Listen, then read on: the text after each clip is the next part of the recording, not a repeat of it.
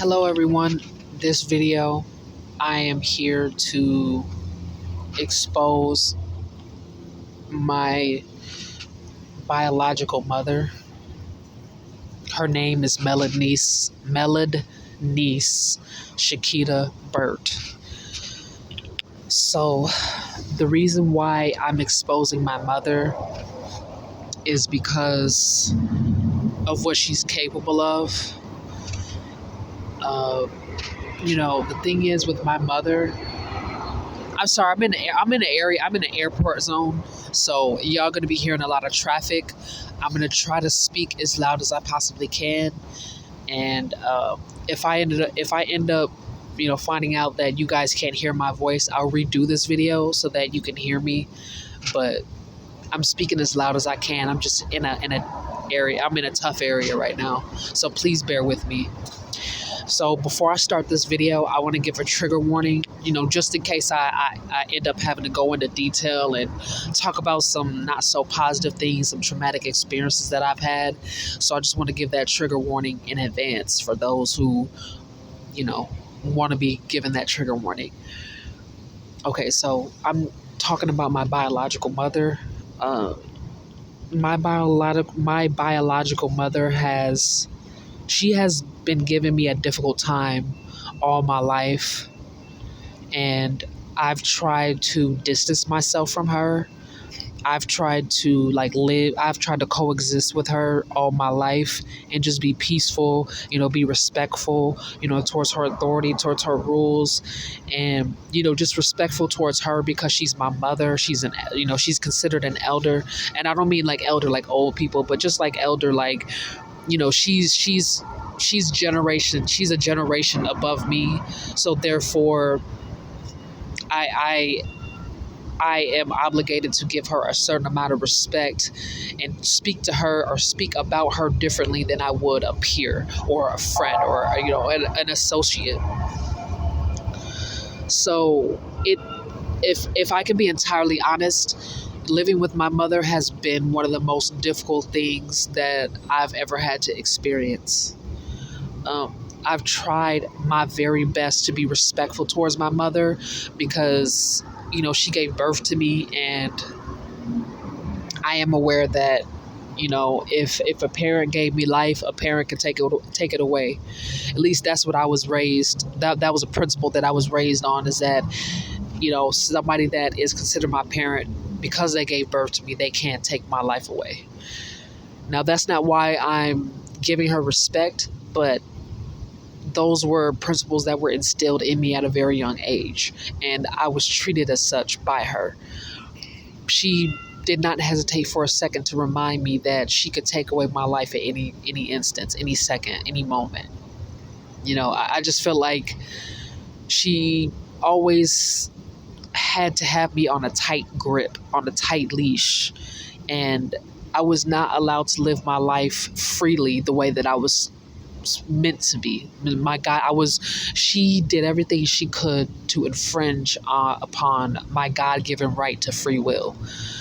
She did not hesitate to control everything in my life. Every interaction I had, every person, every moment, every style, every, piece of clothing, every accessory, every single food I ate, how much I ate, how much nutrition I received. My mother is so controlling. And I should say was, because, I want to give thanks and gratitude to a higher power for for placing some distance between me and my mother, because when I was younger, I was very close to her, and I don't mean close relationship wise, I mean close proximity. I was always kind of forced to be in the same environments that she was in. I was always coerced to either associate with her affiliations or the people that she was tight with or associated with. So I guess right now is the first time in my life where I have been able to have a reasonable enough distance from her to where I don't just drop dead. And so what do I mean by that? Because that's a strong, accusation. Well, I'm a diabetic. I'm type 2 diabetic. The reason why I'm a type 2 diabetic is because of my biological mother. She's the only one that I can point fingers at this moment that's responsible for me being a type 2 diabetic. And I know that as an adult, I'm responsible for my own actions. I take full responsibility for my life for as far as what I can control. Now, as far as what's outside of my control, I can't take accountability for that. I can only point the blame at the people who are responsible for participating in my downfall. You know what I'm saying? I can't keep beating myself up for being the victim. I have to point them, and my biological mother is one of those people that I have to point the finger at. She's the main person that I need to be pointing the finger at. And that's and me pointing the finger at her with my actions, that's me making this video for the community to understand how detrimental it is to have a narcissistic mother be a part of a person's life. So just, out of respect. Okay, I just want to show y'all this real quick. I'm not disturbing anyone, and I know that I'm on private property, but I just noticed like patterns of behavior from like security guards and like certain people always harassing me and always telling me to leave or always telling me that I'm trespassing. So I'm going to prevent this argument and prevent this negative energy, and I'm just going to get up and leave. Because it just seems coincidental that as soon as I made this video, the security guard popped up. And I'm going to talk about that in just a second. But let me move so I don't cause no further problems. Let me move because I don't want to cause no problem, because I already know what he's going to come over here and tell me to do. Move. So let me move somewhere that's a little bit more public property-esque, so that we don't have, security guards or undercover cops disguised as security guards falsely, or, are trying to create some type of probable cause to harass me. Because I have to deal with this all day, every day with security guards. The police used to behave like this with me, but I guess they've kind of backed off because, they have bigger fish to fry. But the security guards are not above being petty enough to try to trespass me from a lot of different properties, especially when I'm talking about someone as powerful as my biological mother. Because I just want to, that's the security guard. He's just sitting there. I'm pretty sure the reason why he didn't approach me was because I knew the assignment. But I just want to express to you guys that security guards behave like this towards me when I'm in a public property. They behave like this. The security guards have also participated in human trafficking and racially profiling people, and the security guards, they harass me everywhere I go. Do you understand? Like, the security guards, they harass me everywhere, bro. At first it was the cops, now it's the security guards, and they're doing my mother's dirty work because they're being paid under the table to do it. And they're not even the problem. I'm not trying to throw shade at the security guards. I'm just saying that what I've noticed is that the security guards that have approached me and given me a hard time were willing to compromise their integrity to get paid by my mother or get some type of benefit from my mother. But yeah, my mother has used them to, has always used them to put me in my place. I could be minding my own business somewhere, and a lot of times, most of the time, it is public property. I'm not trespassing, I'm not causing any problems, I'm not breaking any laws, and the security guards will give me a hard time, or they'll kind of hover, and they're doing this on behalf of my mother's authority, because my mother is a very powerful person, and so she was able to get police to come after me, but because I've been on my best behavior, not breaking any laws, not causing any chaos anywhere, the police don't really have a probable cause at the moment. But that hasn't stopped the police from harassing me. They just don't harass me as much as they used to. It's the security guards now, because the security guards, as you may know, in the United States, it's getting to a point where they're starting to become everywhere, huh? They're starting to be everywhere, huh? Security guards, and it's real easy. It's a lot easier to get hired as a security guard than it is to get hired as a teacher these days. It's a lot easier to get hired as a security guard than it is as a cop these days. So most people, if they're a felon, or if they, it's hard for them to get jobs elsewhere, getting a security job You get hired very quickly, and the security guards get paid a slump sum. It's just really the reason why some people don't apply for security jobs is because, well, number one, it's very dangerous. You don't know what type of people you're dealing with, and a lot of security guards unfortunately end up in situations where they get harmed because of robberies, because of crazy people. Sometimes it's unforeseen accident, and some people don't want to deal with that. But also, the reason why some people don't do security jobs is because they are part of the revolution.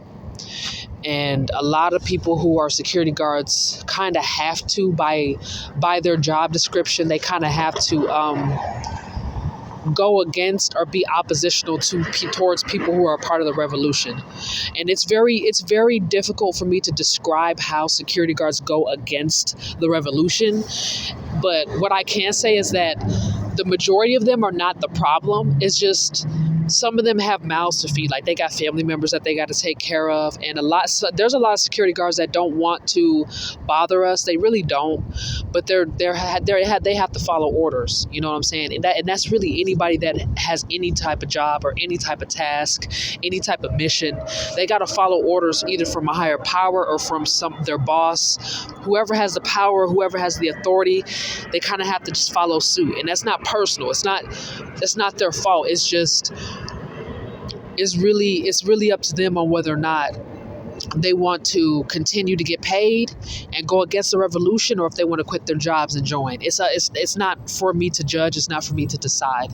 But a lot of security guards have been paid to harass me or to give me a hard time because my mother was the one that gave the order. So that's how this, me making that comment about security guards, and I'm not trying to throw shade or anything. It's just, I am aware that the security guards are not the problem. It's just some of them have had to, it's just desperate times call for desperate measures. That's all I'm saying. No shade, no hate. I'm not trying to, I ain't trying to be disrespectful. It's just a observation.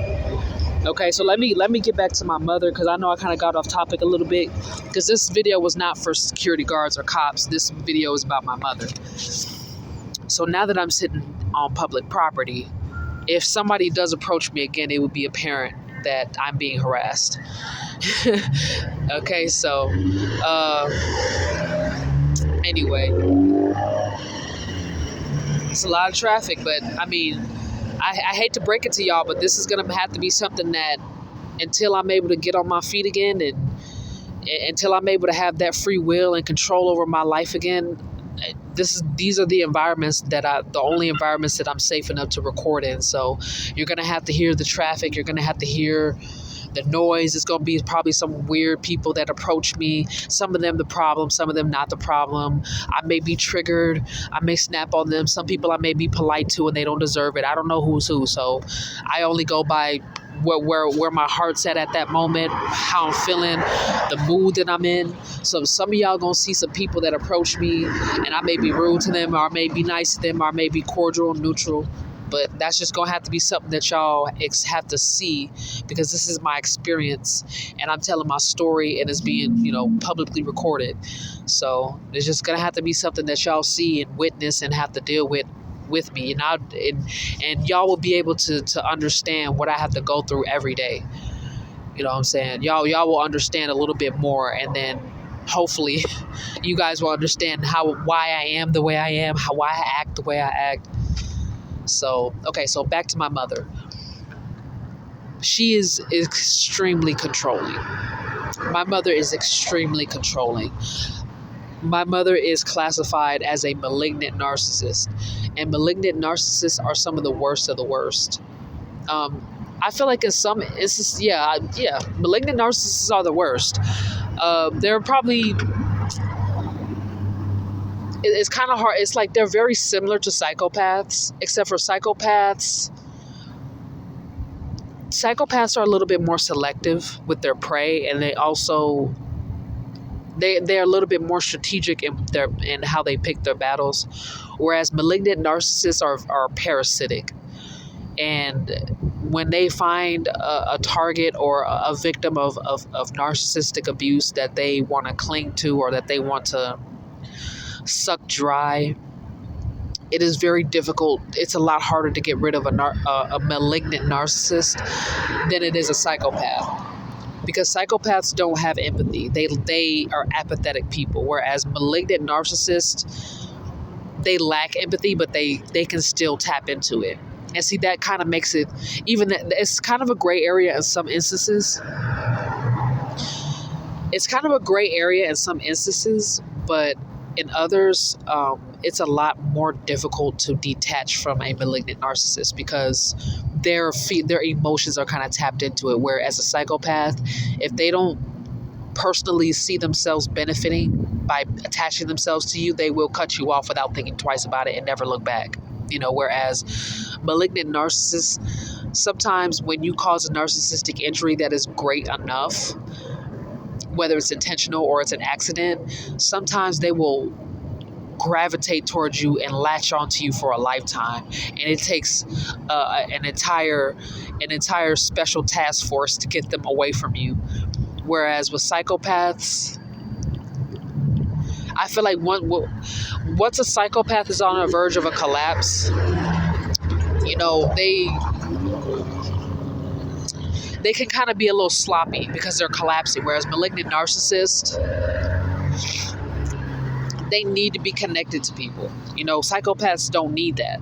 They don't need to be connected. They just need supply. Whatever their supply is, that's what they need. But psychopaths can go a very long time without that supply, whereas malignant narcissists are very similar to a parasite. Very similar in the way that they need supply always. They always need affirmation. They always need attention, whereas psychopaths have like a grandiose sense of self. They have a disdain for other people other than themselves, whereas malignant narcissists are very well aware that they need other people to survive. Psychopaths don't care if you know who they are. They don't care. If they see you as prey, they're going to prey on you. And if they feel like it's time to go, it's time to go. But malignant narcissists, they need people to believe in that illusion. They need it. They desperately, sometimes it's probably a safer option to believe the illusion temporarily, right? Believe the illusion temporarily until you decide that it's time to buckle up and start protecting yourself against that malignant narcissist. Now, having a mother be a malignant narcissist has been the most difficult experience that I've ever had. It's been an experience that taught me a lot about people, in general, like, wicked people, or, the dark side of things, or, the darker shade of gray. I've learned a lot about people. I learned a lot about myself by having a malignant narcissistic mother. And my mother, because she needed for people to believe that she was a good person, she was willing to do any and everything to keep that illusion going. Even if it meant ruining my life, even if it meant sacrificing me, she was willing to do any and everything to keep that illusion going. So what is my mother guilty of? What did she do that pushed me to the point where I felt like I needed to expose her to protect my life? Well, my mother has been poisoning me since I was 3 years old. She's been yes, I said it. My mother, my biological mother, has been poisoning me since I was 3 years old. Now, I don't have any pictures at the moment, but when I was growing up, I had a lot of pictures of relatives, and there were a lot of pictures of myself, and just with me, doing some research on people being poisoned, and the signs and symptoms of someone having poor health that's not due to their own actions. Now, if someone were to get access to some of my pictures growing up, childhood pictures, all the way up into adulthood, you could clearly see that I was, ill. I was sick. not mentally, but physically. You could see that there was something wrong with me. Like my skin was pale. I had bags under my eyes, and those bags were like, they were purple. They were, black. They were a dark blue color, like a navy blue, a dark blue, royal blue kind of color, like right under my eyes. And it had been like that all my life. Sometimes it even got to the point where it was like a forest green, like the bags under my eyes. And I had the bags under my eyes ever since I was 3 years old. Probably ever since I was a baby, because, well, I'm not gonna get into the baby aspect for right now. I'll get into that later. But ever since I was 3 years old, I had these bags under my eyes that showed that not only I was malnourished, and 2, I was poisoned. And then 3, I was being physically abused. So the signs were all there. Like, if you look at my pictures, like social media, or say if like you come across some childhood photos, you will see visibly that I was being abused and I was being starved. Because I was malnourished because I was being starved. I had bruises on my face. I had a chipped tooth. I had like these really big bags under my eyes that had like a lot of fluid. Like you could tell like the arteries that were in my retina were clogged, or that they had, you could tell that within my eyes that I had broken a blood vessel. Like you could just see like different evidence of me being mistreated and abused. And my mother is responsible for that. And she's been abusing me ever since I was a child.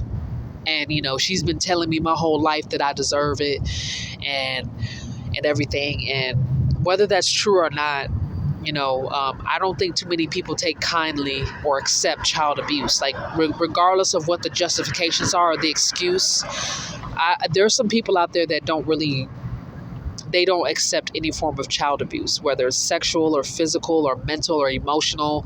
I don't, at least as far as the people that support me, regardless of what the reason is, if you feel like if you're a child that you're around, or your own child is bringing out the worst in you, what you're supposed to do is let the justice system handle it. What you're supposed to do is give your child up for adoption, or give them to foster care. But you're not supposed to hold that child hostage, force them in the house with you, and abuse them and use them as a punching bag. Because when things go, because whatever goes, like whatever you send out there, it comes back to you. You know what I mean? So people just don't favor too kindly to people who abuse children, who harm children intentionally and get off on it. And, they have a sadistic desire to hurt a child. Like, it's not very many people that take too kindly to that. And the people that take kindly to that, a lot of times those are people who are paranoid about going to prison. You know what I'm saying? So, let's just be real here. So my mother was one of those people where she was always paranoid about going to prison. Now, me as a child, I didn't know better. I didn't know why she was, so paranoid. I didn't even want to talk about it, but at the end of the day, my mother made the choices that she made that landed her in that position to where she could possibly face jail time because of the abuse that she inflicted on me. Hold on. I have somebody walking past, and I don't really feel comfortable having a private conversation around somebody that's stalking me. So, let's see.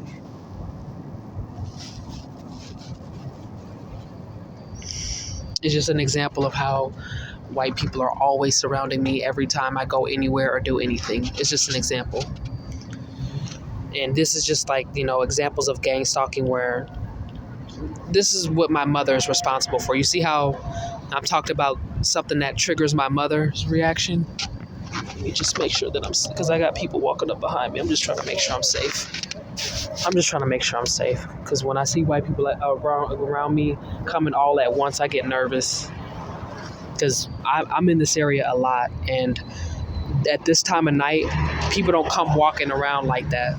So I just want to show you what my mother puts me through, the danger that she puts me in every day. Like, it's disrespectful and it's unacceptable.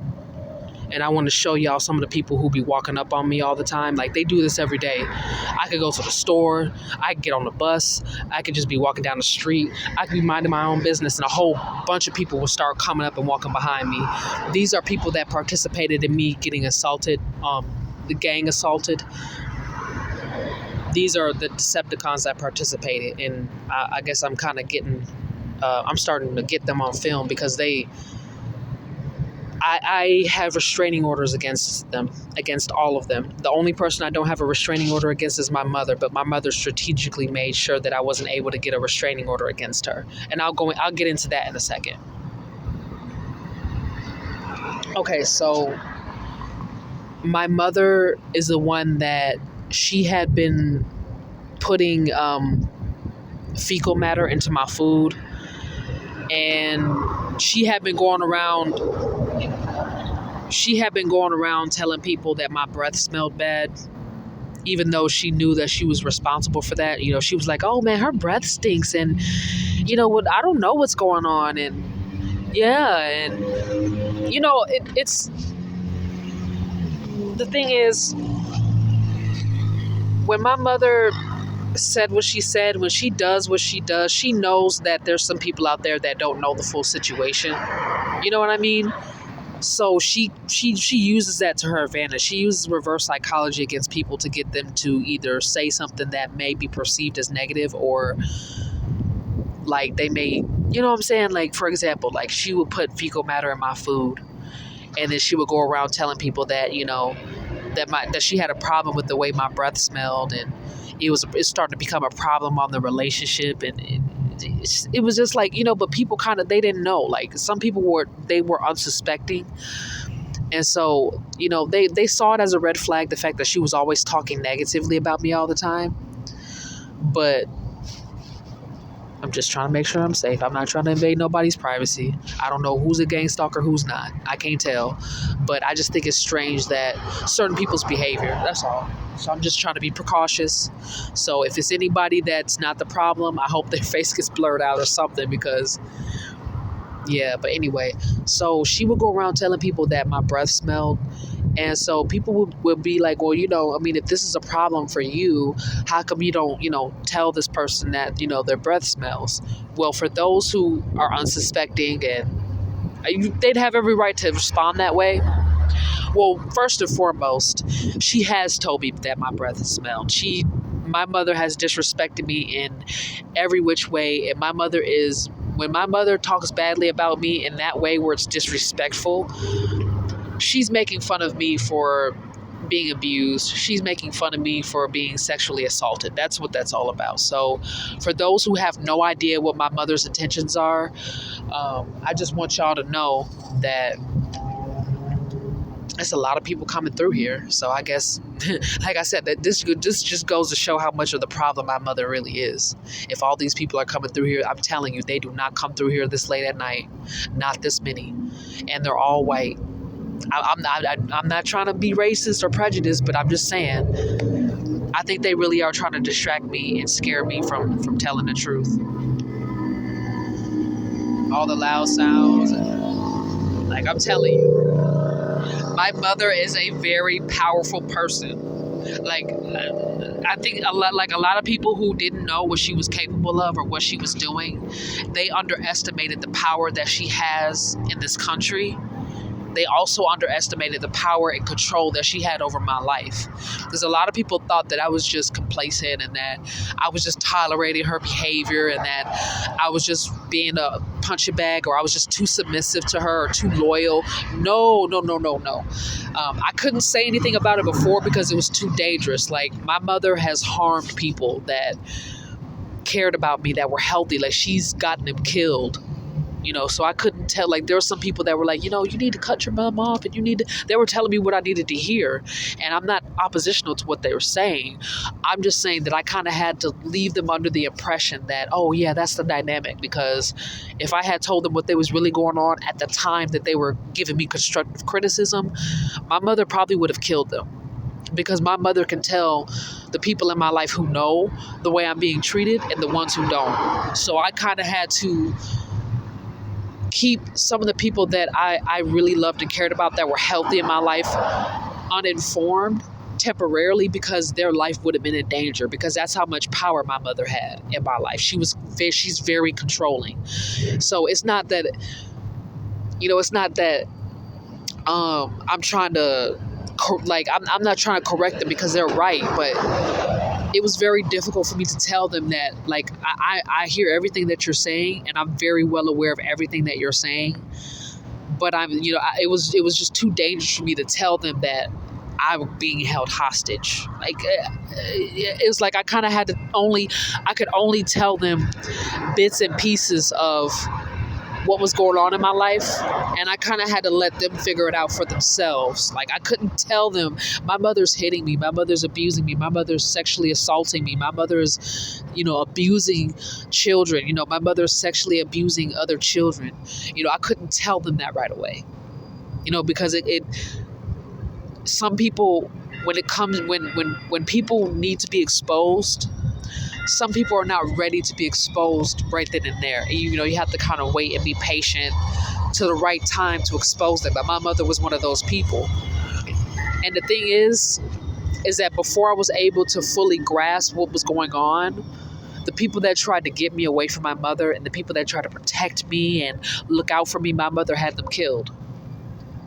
Because my mother did not want me to be around anyone that was healthy for me, because, well, I can't really say how she felt or what she was thinking, but just going based off of my observations, it seemed like my mother was aware that if I had gotten the right opportunity at the right time with the right amount of people, if they were, say if they were healthy in my life, that she would never be able to have access to me again. And if a higher power saw fit at that moment, if those healthy people came and got me away from her, she'd probably never be able to see me ever again. You know what I'm saying? So it was like, my mother wasn't at the time ready to accept that. She wasn't ready to acknowledge that. But she knew that she needed to let me go. She knew.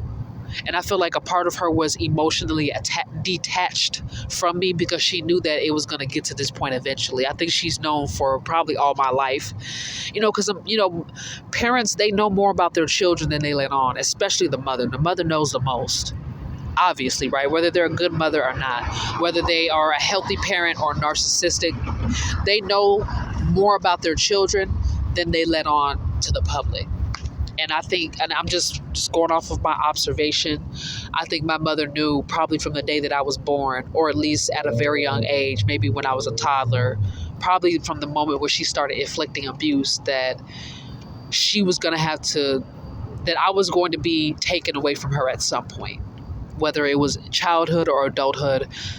I think just based off of her actions, she was very well aware that she was going to have to be removed from my life at some point in order for me to prosper and to grow. And I don't think my mother ever wanted to see that happen. I don't think she ever wanted to allow that to happen. I feel like my mother was very possessive, not protective, possessive over me, especially with women, like, female friends, female teachers, female love interests. My mother was very possessive against women, and my mother would inappropriately send older men, like men that were old enough to be my grandfather, to come flirt with me and give me money, and it was extremely inappropriate. And it was extremely inappropriate. Like, these men would say very inappropriate things to me, and I never understood, like, why that kept happening, why I was always isolated from female support.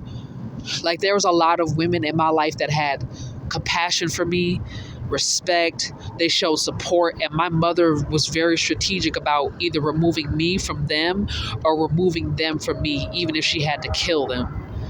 And I know that that's a very strong word, but this is the truth, and this is what it needs to get out, because my mother keeps putting my life in danger. She keeps putting me in these really messed up situations.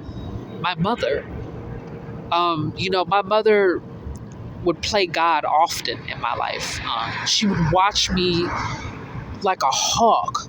Like the way that she had been watching me, the way that she had been stalking me, it was extremely inappropriate, and she knew too much, like more than a healthy parent should know about their child in their daily life. Like I know that parents are supposed to protect their children and make sure they go the right way, but they're also supposed to let their children make mistakes.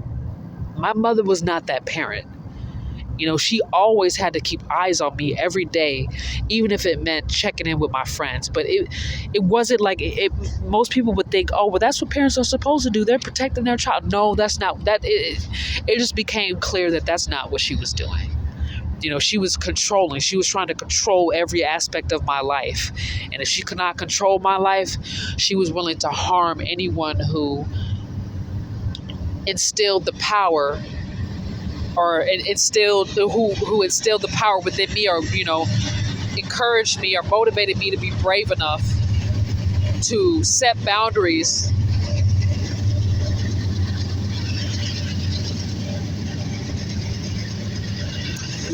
I can tell you this much: how the way that this video is going, y'all are about to get very annoyed with my mother. For those who know what's going on, you probably hate my mother and think that she is a bitch. But for those who don't know what's going on, y'all are about to get very annoyed. I have a feeling that y'all are about to get very, very, very annoyed with her behavior.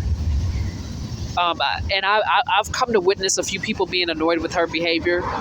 But for those who are like who really support me and they are a fan of my content, y'all are about to get very annoyed with her behavior and how controlling and obsessive that she has been over my life. For real, like, because she does things to annoy me intentionally, and when y'all start to witness this, y'all might be very angry at some point, because of how disrespectful she's been toward. Like, y'all might be angry for me, you know what I'm saying? Because the things that she's done, like, it doesn't have to take for a person to care for me to get to a point where you just decide, like, God damn, and I'm tired of her behavior. Like, oh, she's getting on my nerves. She's not even doing nothing to me. Like, yeah. She's been doing this to me every single day of my life. You know what I'm saying? She's been doing this to me every single day of my life. Every single day of my life. Every day.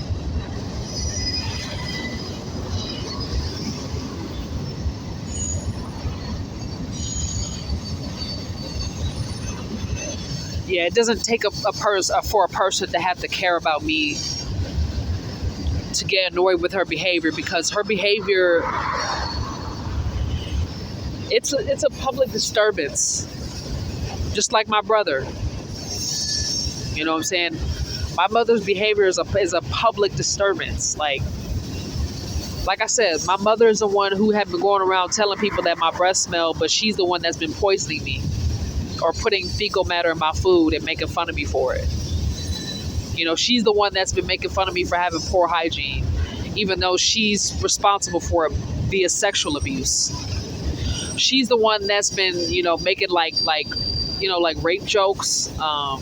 She's the one that's been blaming me for being sexually assaulted and sex trafficked. Like, she's been very disrespectful. Like, for example, when I was a kid, I don't know if y'all can hear me over this train, but I'm going to still keep going anyway. I hope y'all can hear me. But my mother, ever since I was a child, she's been real disrespectful. Like she knew ever since I was about 3 years old that I like to wear boy clothes. Like, I'm just going to be honest. I like to wear men's clothes. I like to wear boys' clothes. And when I started to get a little older, I'd say about maybe 8 or 9, she would force me to wear these female clothes that were like way too tight. Like, it was way, I could barely even move. I couldn't play sports like I wanted to. I was always athletic ever since I was a little kid. And my father, although he's not perfect, my father was on board and supported me being athletic because my father was an athlete. And so when he saw that I was a little young athlete, he was on board. He supported it. He knew that it required a certain, type of clothes. I had to wear basketball shorts. You know how it is, what athletes gear is, whether you feminine or whether you masculine. We all know what athletic gear is. So my father was on board. I mean, he was real excited. I was like a son to him. So my father was on board with that, but my mother, for some odd reason, was very oppositional towards me being fit, me being athletic, me being, healthy. She was always very oppositional towards that, and she would blatantly do things that were extremely disrespectful and inappropriate for a parent to do to their child. Like I said, forcing me to wear girl clothes, like girly clothes that I would never wear, that were way too tight. I could barely even move in them. And then she would force me to wear these like really big hoop earrings. And she knew that I didn't like, she asked me, because these were things that she asked me. She was like, what type of clothes do you like to wear? What accessories do you like? And I told her, I was honest with her. I was like, well, I like to wear boy clothes because I work out and stuff like that. And, I like the way that those clothes look on me. I'm not trying to wear clothes that are baggy, but, clothes that are, I don't know, like, I can't explain, but boy clothes. I told her that. Or, like unisex type clothes. Like, you know what I mean? Like tomboyish type of clothes, And then she would like deliberately get the opposite, and she would get clothes that were way too tight. And I'd have to wear them for years, like 5 years, 4 years, 7 years, 10 years. Like some clothes I wore in high school. I was about 14, 15, maybe about 16, somewhere around that age. I had been wearing clothes, the same clothes that I had been wearing ever since I was a sixth grader. Like that. And my mother had the money. Like we weren't starving. We weren't struggling that much. Like we were, I guess what you would consider, like middle class, like middle class black, like a middle class black family. It's like we weren't starving, but we weren't rich either. But not too broke for me to wear the right size clothes. Like the clothes, like I know how to shop. I learned how to like to shop on a budget when I was young. I learned there's certain skills that I picked up on because I received a lot of healthy support outside of my relations. And these people taught me how to shop. They taught me how to cook. They taught me how to take care of myself. They taught me things that my mother was negligent on teaching me. So the clothes that I had asked for were not expensive. They weren't too expensive, and I knew how to shop strategically to where if I had a select few amount of clothes, I could pull it off. It's like there's ways where when you've been poor for a long time, you kind of learn how to survive. You know what I mean? Like we were poor. We were kind of poor. Like we did struggle a little bit, but it wasn't so much so to where me being malnourished was justified. It was unjustifiable. Me wearing clothes that was way too tight that I needed to give to Goodwill or give to the homeless a long time ago, but me being forced to wear them over and over and over again, and like, what I'm saying? It was unjustifiable. Like these were clothes that I was busting into. Like as soon as I put my shirt on, I hear it.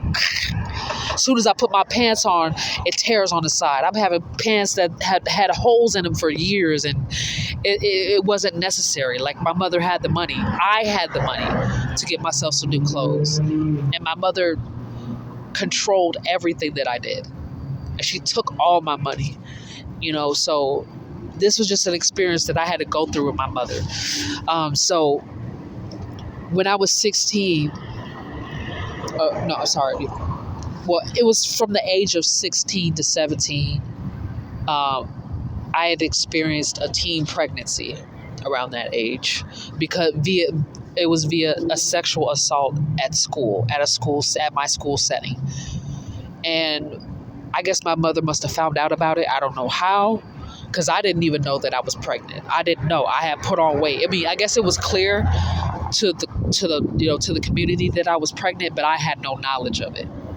You know what I'm saying? Because like I said, I was, for the most part, a pretty athletic person. So it's like, someone from the outside in would probably just assume that I was putting on weight. But to some others, it was clear that I was pregnant. But this was a result of a sexual assault. And my mother was aware of this. She was aware that I was sexually assaulted. And during that time, she had me wear clothes that were too tight, and she forced me to wear a shirt that wouldn't cover my belly. So she basically set me up to be made fun of in school, and she did this intentionally to humiliate me, to break me down. But she had me wear a shirt that was like way too tight, and you could clearly see my belly and that I was pregnant. And you know, and during this time, I didn't have a jacket, so I was walking around with a shirt that was too small, and I was pregnant, visibly pregnant. And the jeans that I was wearing, they were so tight that I couldn't pull them up past my buttocks. So I kind of had like the plumber's cleavage thing going on every time. Honestly, I didn't even have to bend over for the top of my buttocks and my butt crack to show. Like, most like it just, I don't know. Like normally, like the plumber's cleavage is funny, but in this instance, because my mother was doing this to embarrass me for being sexually assaulted, it took the humor out of it. Now, if it was just a situation where I had realized that I had outgrown my pants and I had bent over to pick up a pencil and my butt crack was showing, it would be funny. But because this was a result of me being sex trafficked while I was still a minor going to school, and I had people making fun of me, and I was, reminded that basically I'm being made fun of because I was sexually assaulted and a pregnancy resulted in that, it wasn't very funny for me. So when people made fun of me, I ignored them, because, with some people, when they're very sadistic and then when they're emotional bullies, you can't really speak to them the same way you would speak to a healthy person. Like, say if a healthy person had cracked a joke and I had told a healthy person, hey, I know that you had good intentions, but the reason why is because my mother's forcing me to wear clothes that's too tight because she's abusive. And the reason why my clothes are so tight on me is because I was sexually assaulted and I got pregnant. So I put on weight. Now, if you tell a healthy person that, they're going to be like, oh my God, I'm so sorry. Like, I was just trying to make a joke. I'm so sorry, I didn't know, right? But when we're dealing with bullies, if you tell them that, they'll start hazing, they'll start taking pictures, they'll start making rape jokes. And I knew that was a crowd that I was dealing with. So therefore, when they made fun of me, I ignored them. I treated it like, and I noticed that me ignoring them made their abuse go away a whole lot faster.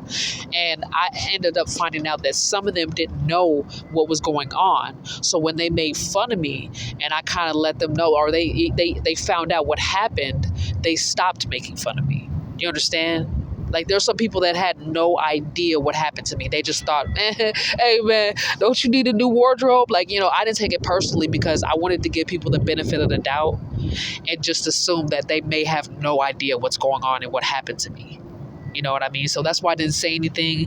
I didn't want to, be all, like, I didn't want to be overly sensitive and ruin the experience. So I didn't say anything. But later on, I think they found out that what happened to me, and they were like, "Oh, oof, I think I'm not gonna make fun of this issue anymore." But that didn't stop my mother.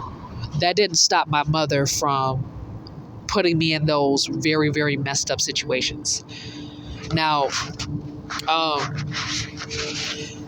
my sister, I'm not trying to give her too much credit because she was part of the problem. She's not the problem, but she definitely kind of went out of her way to make my life a little bit more difficult. She kind of like made things worse when she didn't need to.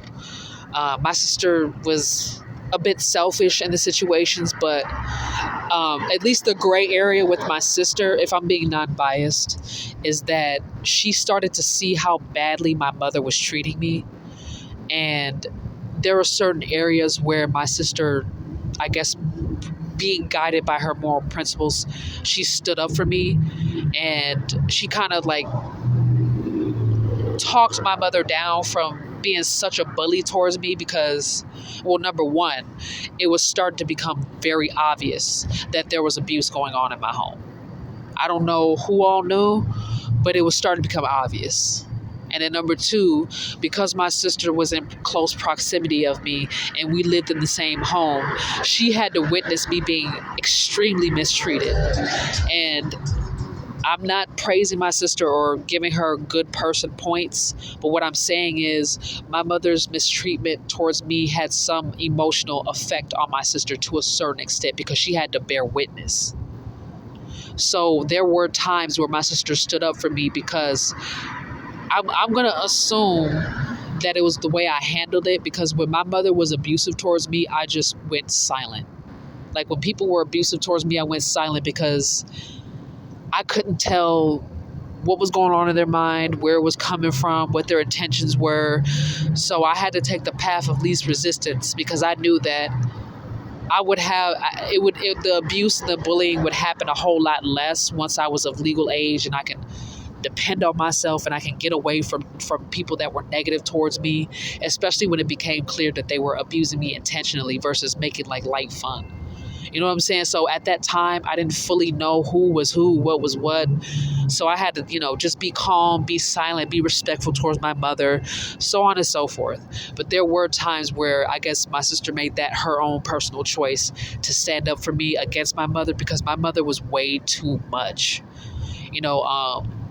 I guess it just got to the point where because my sister always had to witness it and my mother was always scapegoating me, she was always putting her hands on me, she was always abusing me, she was always disrespecting me, that I guess my sister, sometimes there was times where I guess maybe she had enough. Because my sister really made my life harder. I'm not going to sit here and try to give her, I'm not going to try to make her out to be the hero because she's not. She did things that made my life harder and she knew it. And there was times where she laughed about it. She thought it was funny. But there was times where even my sister had enough of my mother being a bully all the time. And she stepped up and stood up for me sometimes. And sometimes my sister would get angrier than I was in a situation because my mother was being so disrespectful. It's not okay for a mother to prostitute their child and then humiliate and set their child up for humiliation. That's not. I feel like a lot of people would have a lot of people's morals would go against that, even if they're not a good person. It's just having to witness a mother dog their child out, especially given that I was a minor. I could understand if I was 21 years old, most people would probably think okay, well, you're an adult, you can handle yourself.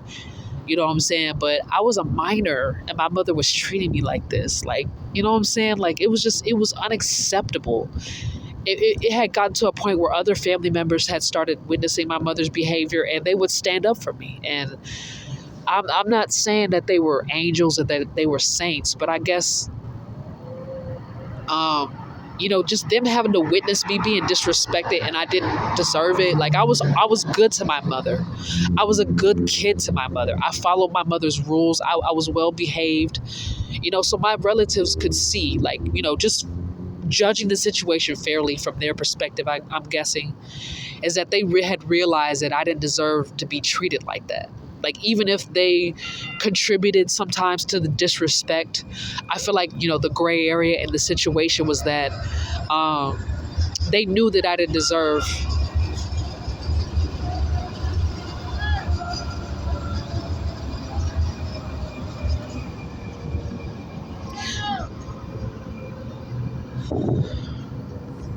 They knew that I didn't deserve to be treated like that, even if sometimes they would put their 2 cents in and help my mother with the abuse. I feel like there were times where even they felt like enough was enough. That's the gray area of the situation. And I'm not praising these people. I'm just saying that I think that my mother had crossed certain lines that they were not, maybe perhaps their morals would not allow them to cross. And so some of them had, given me some valuable advice, just knowing how to stand up for myself respectfully, all while maintaining respect for my mother's authority, living under her roof. They kind of had taught me how to speak to her in a way to where I'm still being respectful, I'm still being humble, but I kind of have to establish some boundaries. Now, I did listen to them. I listened to all their advice. I didn't argue with them. I wasn't disrespectful. I wasn't oppositional. I listened to everything that they said. And when I needed to stand up for myself, I did such. But my mother is a malignant narcissist. So when you stand up to a malignant narcissist, sometimes it's life-threatening. But because of how often my mother treated me and disrespected me, if I continued to allow her to use me as a punching bag and not stand up for myself, it wouldn't have turned out very well for me. For me, it wouldn't have turned out well for me. So there was times where I had to strategically not only distance myself from her, but I had to kind of be like, Mom, respectfully, no. I had to tell her no sometimes. Sometimes I had to be like, look, Mom, I understand that, it's your way, but I can't accept, or I can't do that. Or, it's like, you understand what I'm trying to say? Like, yeah. So, but,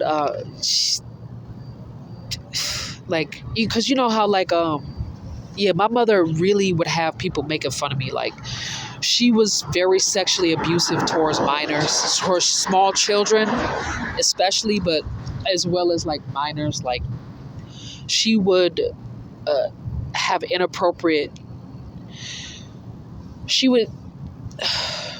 It's very difficult to explain, so please be patient and bear with me.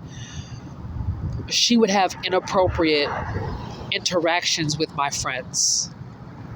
And she would psychologically and emotionally manipulate them to give her details about my private life. Now, some of these friends were hidden enemies, and so they took bribes or blackmails from my mother in exchange for information. You know what I mean? Like, my mother blackmailed some of them. So they had to give her information in order for her to either stay quiet or to not act on that blackmail. Or, to exposing whatever dirt she had on some of my associates and whatnot. And then some people were my supporters, and they had no idea that my mother was as evil and as capable of being as cruel to me as she's been. So some of the, like, my supporters had good intentions. They probably thought that my mother was very concerned, very protective of me. That's probably what they thought, and I don't blame them for thinking that, because at first, that's what I thought too, that she was protecting me, until it became very clear that she was not protecting me.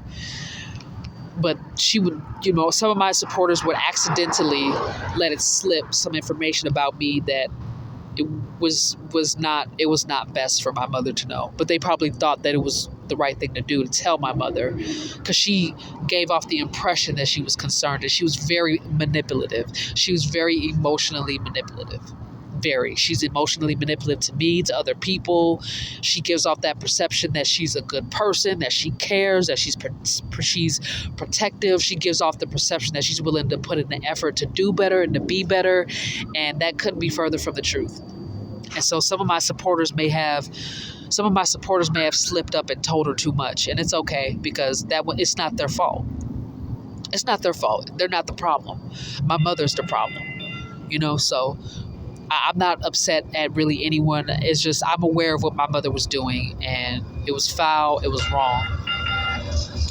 So I want to just go in on the hoop earrings, because I think we all, well, I won't say all of us, but a large majority of us know, the hoop earring theory, where women that wear hoop earrings are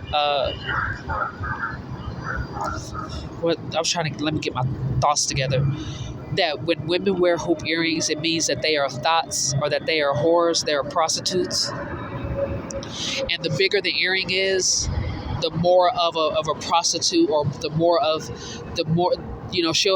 the more promiscuous a woman is, the bigger the hoop. So my mother would intentionally, well, at first she coerced me to wear hoop earrings, and I like the smaller ones, like the gold or the silver little small ones that you can find in like Hot Topic or something like that, or Spencer's.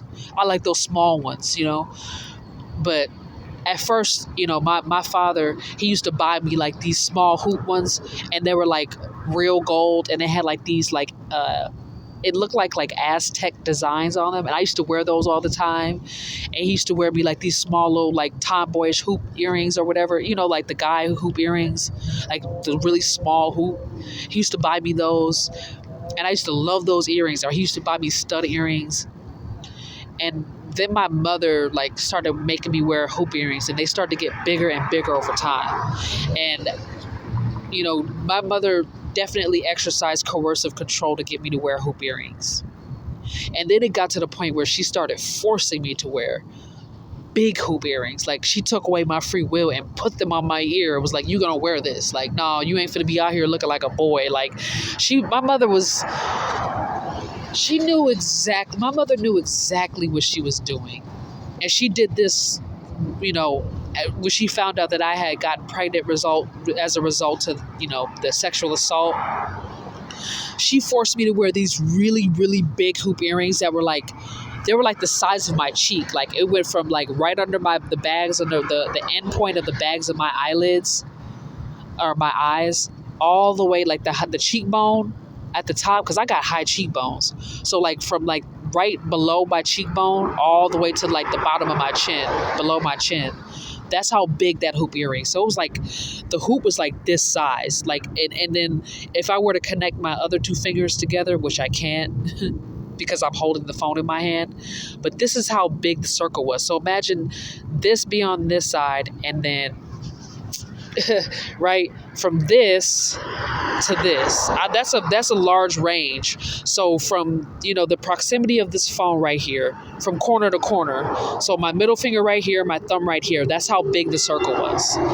It was blatantly disrespectful. Like, it was clear that my mother was like making rape jokes and hazing me and character assassinating me and trying to make it seem like I was a prostitute, because she was trying to send the message to boys that, hey, my daughter's a prostitute, so come and ask her for sex and ask her this. And like, she would tell people that, like, she would tell boys, and some of them didn't know better because they were kids just like I was. So my mother knew what she was doing. She was being very disrespectful. But my mother would, she would tell boys like, oh, my daughter, she's open, she's game, she's into it, she'll do this for this amount of money. None of that was true. None of that was true. Let me repeat this. None of that was true. But she would have young boys believing that I would do sexual favors for money. She told them this. So when I'm having all these guys come up to me and asking me for sex, pressing me for sex, I had no idea where this was coming from. I'm thinking that they're just being mean, or they're just picking on me because they know that I'm a tomboy. Like, that's what I was thinking at the time. I didn't know that my mother was so insidious and cruel to where she would go tell these boys and lead them on and make them think that I was interested. That was wrong of her. I never had a problem with a guy making a pass at me because he liked me and he didn't know. But the fact that my mother led some of these dudes on to think that I was not only interested, but gonna perform sexual acts for money or for free because I was just promiscuous, like, that was wrong of her.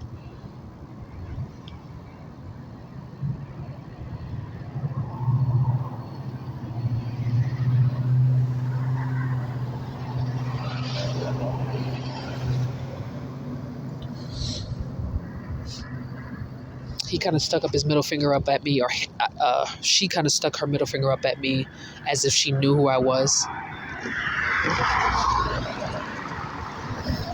I just want y'all to see what I see. I want y'all to experience what I experience. Maybe we could start validating each other's realities. If y'all being gang stalked too, and you have the same behavior happening to you, so you like, oh yeah, I had that happen to me too. Yeah, now I know I'm not crazy. No, you're not crazy. If this is happening to you, just know that this is not coincidence. Especially if you've been in a neighborhood long enough, or you've been around long enough to where you know that it's not normal. Like, I come to this area a lot. You know what I'm saying? So This ain't normal. This many people that's walking past me like that, that's not normal. I'm telling you, I be out here. I'm just being honest with y'all. Like, I be out here. You know what I mean? And this ain't normal. This many people walking past me like that, that's not normal. But I have to tell y'all that this happens to me every day, where I'll go somewhere and say, like, I guess my mother will be triggered and she'll start sending people after me in random moments. Not, well, I guess not entirely random to her, but random to me. And they'll just start following me around, and they'll walk up behind me like really closely. And it's like, because I'm alert, because I'm trying to protect myself and I'm being cautious, I kind of have to look around and make sure no one comes up behind me and attack. Because this has happened to me so many times where somebody came up and walked up on me quickly and I didn't see them, and they attacked me or they drugged me or they knocked me out. And then next thing you know, I'm somewhere and I don't know where I'm at. You know what I'm saying? Like, so I have to be cautious because my mother is very evil. She's a very wicked person. She has put me in situations where I've dealt with people that I didn't know, and she sent them after me to drug me, to attack me, to attempt to kill me, and have me laid out somewhere that I don't need to be at. You know, she's given people that don't need to be having access to me. These are people that I don't know that she's giving access to me. And it's completely disrespectful and inappropriate. So the only reason why I'm recording is because my intuition is guiding me to just be aware of my surroundings and to protect myself, because I'm telling you, people keep walking up on me like they're going to attack me. And it is making me concerned for my safety. So I'm showing y'all this so that y'all know I have to go through this often, but there are certain areas where I have been safe in. Do you understand? And now that I'm exposing my mother and I'm exposing certain people in my life that have been extremely abusive towards me, and they have been warned by the justice system to leave me alone, and they're not respecting that. You know what I'm saying? These people have been warned several times to stay away from me and to get away from me. And they are not listening. They keep trying to attack me. They don't even care that they're being caught on camera. They're so eager to attack me to keep the secrets buried that they don't even care that they're on camera. They don't care that they're being investigated. They're showing with their actions that having control over me or disrespecting me or trying to harm me, whether it's to, drug me up or to continue to traffic me or to even try to take away my life, they're willing to jeopardize their freedom in order to assert whatever type of control that they want to assert. So I have to be precautious and record, especially when I tell my story, they start acting crazy. I'm telling you, and most of them are Decepticons. The majority of them are Decepticons. They are bad white people. Walking up on me, ganging up on me, 2, 3, 4 at a time. Sometimes I'll have like 130, 150 people following me somewhere. I'll go somewhere. It'll be just somewhere, anywhere. And I'll have 100 or so people following me. Like, do you understand how scary that is for a person to experience? You have all these people ganging up on you, and they're all coming after me, trying to harm me. They're trying to murder me in cold blood. Like, this ain't self-defense. They ain't coming after me because I did something so horrible. They're coming after me because they did something horrible to me as a child, and they want those secrets to stay buried.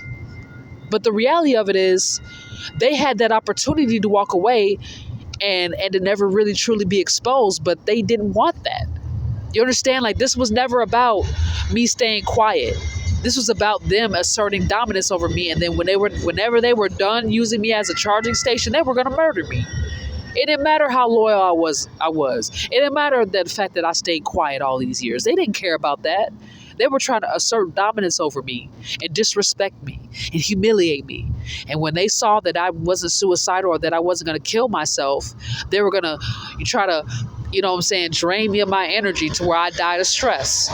You see, I'm still here, right? That means I have a strong will, and the universe has higher plans for me. The universe has protected me this entire time. Do you understand?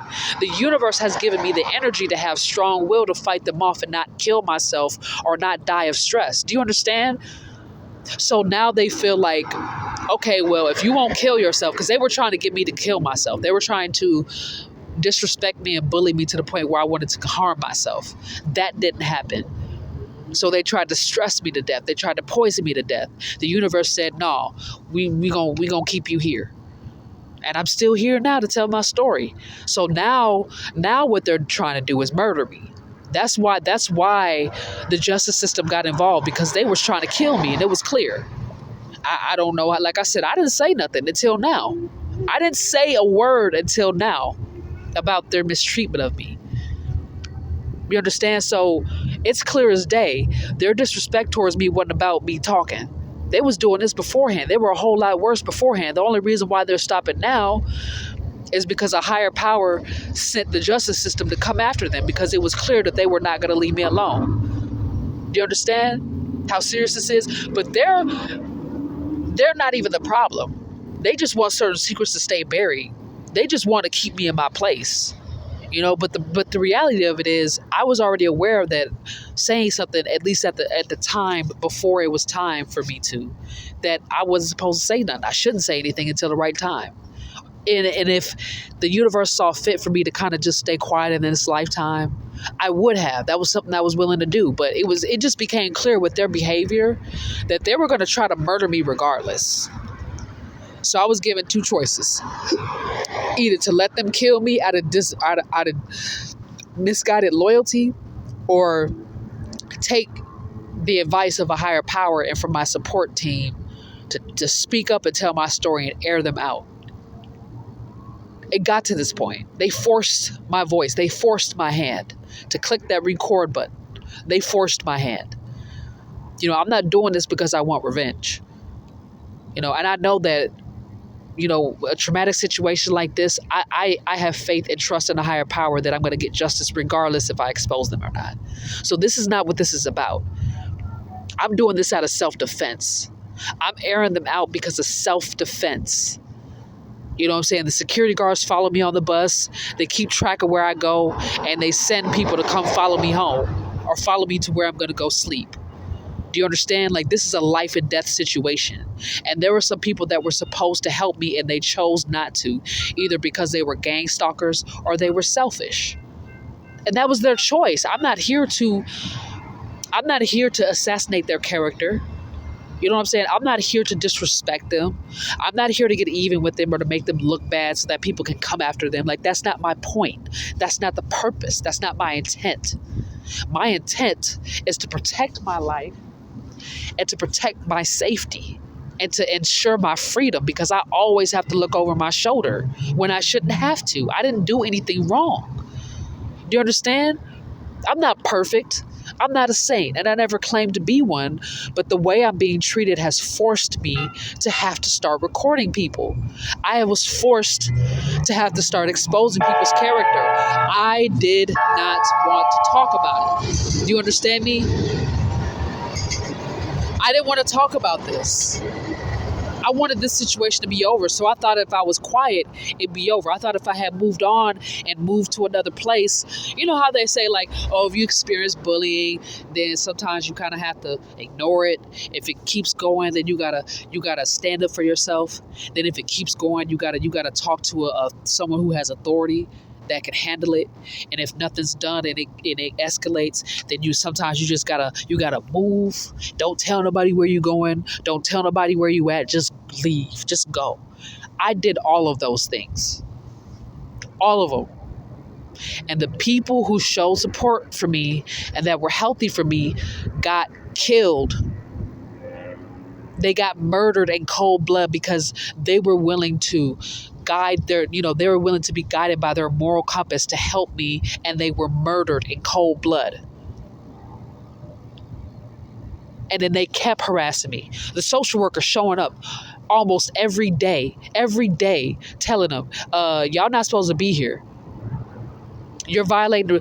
I'm witnessing them getting arrested because they keep violating the restraining order. They keep doing it over and over and over again. It got to the point where they was doing it so much where they're being investigated. The feds showing up. I'm not calling them. I didn't call them. They showing up because everybody can see it. People are aware of the way I'm being treated because it's been public, because they've been getting away with it for so long. The police have been so corrupt that behavior like this slides for so long, and it becomes public because they get comfortable. They feel like they're untouchable. They feel like they're above receiving karma for the way they behave. So they start acting like this publicly because they're comfortable and they feel like ain't nothing gonna happen to them. So they do this publicly, even when there's cameras around, even when there's witnesses, even when we're on the bus, even when we're at the school, even when we're in the store, even if we're in the hospital, even if, you know what I'm saying, there's cops outside watching them behave like this, even if a crisis response team pops up, even if the social workers pop up, even if angels pop up, even if they've gotten warnings from a higher power that they need to stop or something's bad is going to happen to them. They keep doing it because they've been getting away with it all these years. If they did the horrible things to me that they did to me as a child and they were rewarded for it, what message does that send to them? That they can do whatever the hell they want. They can do bad and get rewarded for it. It's always going to be a reward. It's just a big joke. If they've been doing it all this time and they've been getting away with it, ain't nobody said nothing, ain't nobody did nothing. It's sending a message to them psychologically that it's okay to be abusive. It's okay to be a bully.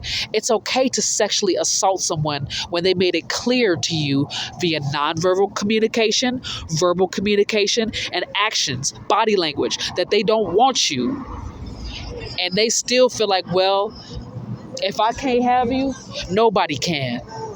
If you don't want to give me your body, if you don't want to give me what I want, I'll take it from you. I've heard some of them have said that. They've looked me in my eyes and they said this to me. If I can't have you, nobody can. The only way that you can get rid of me is through death. They said this to my face. This is I'm not exaggerating. This is a serious situation. And I know some of y'all know me for joking and playing. And, you know, I love to joke. I love to play. I love to be happy-go-lucky. But this is not one of those situations. My mother is responsible for why all of these people are following me around every day and acting strange towards me, to the point where the rest of the community started asking me questions. They was like, why is this dude talking to you like that? Why is it that every time I see you, this dude is following you? I don't know. My mother, ask my mother, ask her. I'm not the person. I don't know why my mother behaves the way she behaves. I can't speak for why my mother does what she does. And I'm not here to throw shade at her. I'm not here to throw dirt on her name. I'm just here to expose her character because my life is in danger. My mother. That's the only answer I can give people. Why is this happening? So many people coming to me and asking me, why is he doing this? Why is she doing this? Why is this always happening to you? My mother, my biological mother, named Melodneice Chakita Burt. Everybody calls her Mel or Mello as a nickname. But she's the person you need to go to and ask her, why you be sending people to act like, when people will ask, how come because they're not, I know that there's a certain level of vanity as to why they ask me, because there's certain questions you're not supposed to ask people. You're supposed to mind your own business. And if a person's presence bothers you, you're supposed to just walk away. But I understand why it got to this point. And some people will come to ask me and they would be like, what's that smell coming from? Why do you have that smell? And I would tell people, I'm being human trafficked. And then some of these people would go and they took what I said and they made rape jokes. Some people took what I said very seriously and they showed support wherever they could. There's two different types, I guess three, because there are some people who took what I said, they listened to what I said, and they did nothing and they said nothing for their own reasons. It could be good reasons or bad reasons. It's not my place to say until it becomes apparent. But there are some people who supported me, there were some people who made fun of me, and then there were some people who did nothing and said nothing for whatever reason. But that's the dynamic. But a lot of people be coming to me and asking me what's going on and why. My mother is why.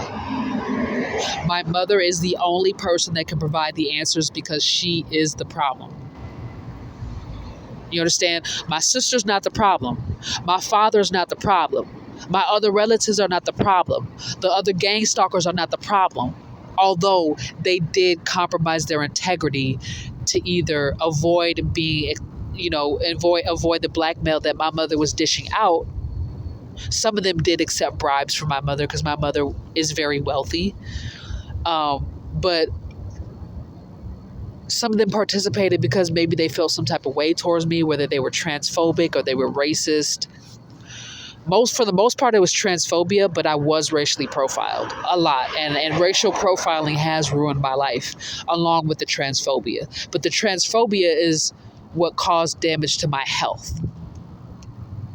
The racial profiling is what contributed to me being financially destitute. Now, for those who don't know what financial destitution is, it's basically being extremely poor to the point where you can't take care of yourself. So if somebody commits a bank fraud against you and they suck up all your money and then they block you from having access to your bank accounts, that could put somebody in a position to be extremely poor to where they have to suffer from poverty. That's financial destitution. Or say if, somebody destroys your car, so now you can't go back and forth to work, so you lose your job. And then that leads to you losing your apartment.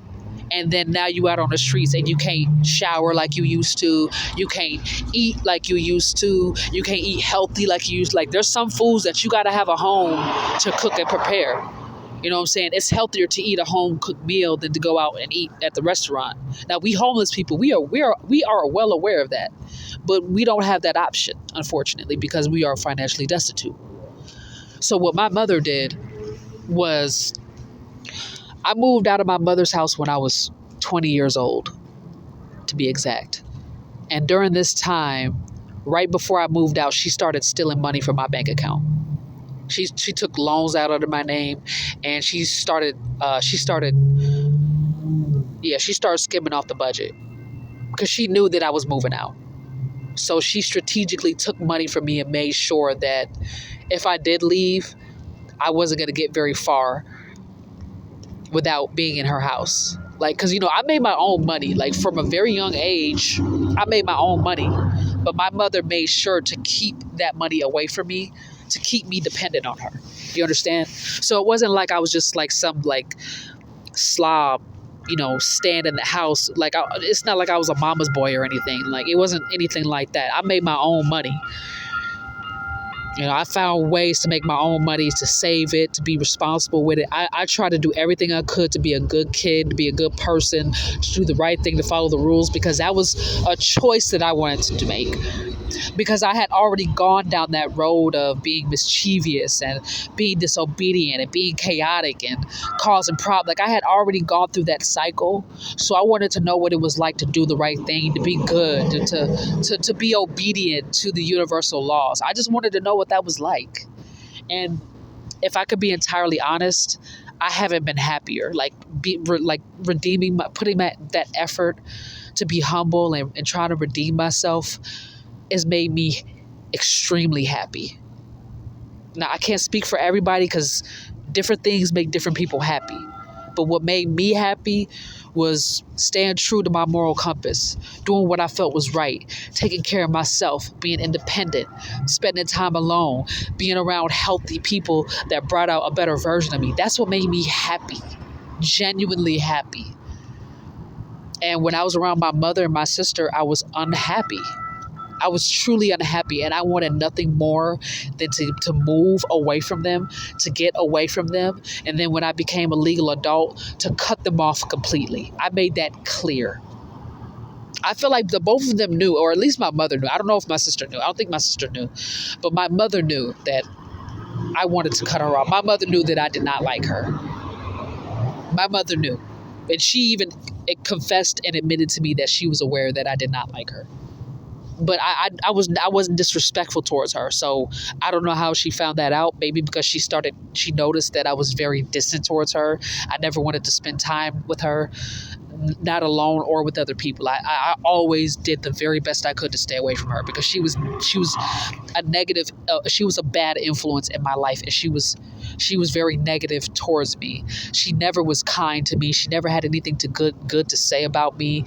And when she asked me what I wanted, she always had bad intentions, and it started to become clear that whatever she did do or whatever she gave me was not truly a gift. It was always a hidden agenda underneath that. So I feel like the only time that she was genuine was when she deliberately gave me what I didn't want, or when she was disrespectful towards me. I feel like that was the only time she was genuine. And when she gave me what I wanted, I always had to pay for it, triple what it was worth, and abuse. So my mother is responsible for not only me being human trafficked, but for me being sexually assaulted all those times. Like, I had been sexually assaulted so many times throughout my life. Like, outside of the human trafficking. I'm talking about outside of the human trafficking. I had gotten assaulted so many times.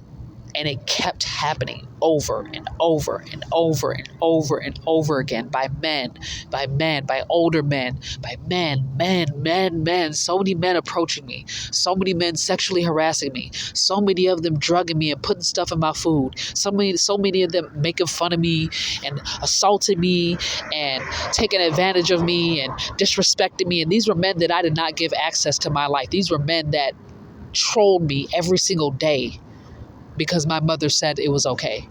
Because, there's a lot of men that, I'm not saying that, like the bad ones, they don't just, like some of them, like they may harass a woman, but if they don't have a probable cause, it's not going to go on for too long. They're going to find somebody else, especially if that woman handles it properly, and that most of those type of predatory men, they'll find another prey. If they get no gratification, no attention, no nothing, they'll go to someone else. They'll go to someone else that'll give them what they want. But it was some of these same men that kept coming back, and I knew I wasn't giving them anything. Do you understand me? Like, I was ignoring them. I wasn't saying nothing. And then the times where I did need to say something, like I needed to either confront them or let them know I wasn't interested, they kept coming back. And that was strange to me, because most men that I've dealt with that have made a pass at me, whether they were predatory or bad, at some point in time, they left me alone. But there were some men that it became clear that they were strategically sent towards me to disregard my sexual orientation. It was to disrespect my manhood and to emasculate me. And my mother was the one that sent these men, because it was clear they were not the problem. They're just doing they're just a squirrel trying to get a nut. Excuse my language, but that was the reality. Like, you know what I'm saying? Like, it was clear that they weren't the problem, but who was inviting them back into my life? Who was giving them that impression that I was interested when I made it clear that I wasn't? They were clearly being misguided. So who was doing it? It became clear that somebody was misguiding these young men, or some of them were older, to come and make a pass at me when it was clear that I wasn't interested. Like, I wasn't trying to disrespect these guys or these men, but it was like somebody is obviously giving them the open invitation to keep approaching me. Like, some of these guys I was very respectful towards. I was very humble, and I was like, look, I know that you're interested, and I just want to make it clear that, I don't like guys like that. It's not you. It's not your fault. I'm not trying to disrespect you. I just like women. And it became clear that they had gotten the message, but then I would see them again approach me and try to make an advance again, as if they didn't hear me, as if they had gone deaf or something, or they had short-term memory. And I'm like, wait, hold on, something's not right, because I thought that you and I had an understanding. And some of them, we actually really did have an understanding, and they did understand. But the reality of it was, the reason why they were coming around me was because my mother was blackmailing them to harass me. Some of them, you could tell they didn't want to, because it was clear. I had already made it clear that I was not interested, and they knew in their heart that it was wrong. And so some of them I kind of had to really look into their eyes and be like, hey, hey, bro, I mean, I thought we were bro. Like, what's going on? Like, what are you doing? Like, we've already had this conversation. I mean, I don't want to be rude. I don't want to be mean to you, but what do I have to do to send the message to you? Some of them wasn't getting the hint, and I kind of had to be a bit of a jerk. Some of them I had to be a bit of a jerk to get them to leave me alone, and it worked.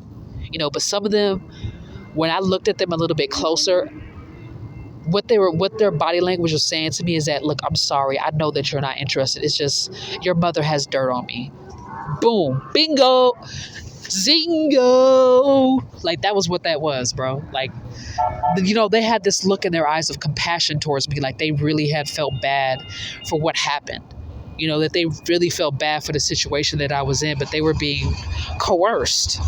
My mother had dirt on them, and some of them were just not quite ready to have that knowledge be public. Some of them did something to me that they were not supposed to do, and because they had that urge. You know how sometimes, our shadow gets triggered, and sometimes we have an urge to do the wrong thing, and sometimes, unfortunately, we may have that urge, and it's so strong, that temptation is so strong, and we just succumb to it, and we do something wrong. That was one of those situations. Hold on. Just to protect myself as precaution, of course.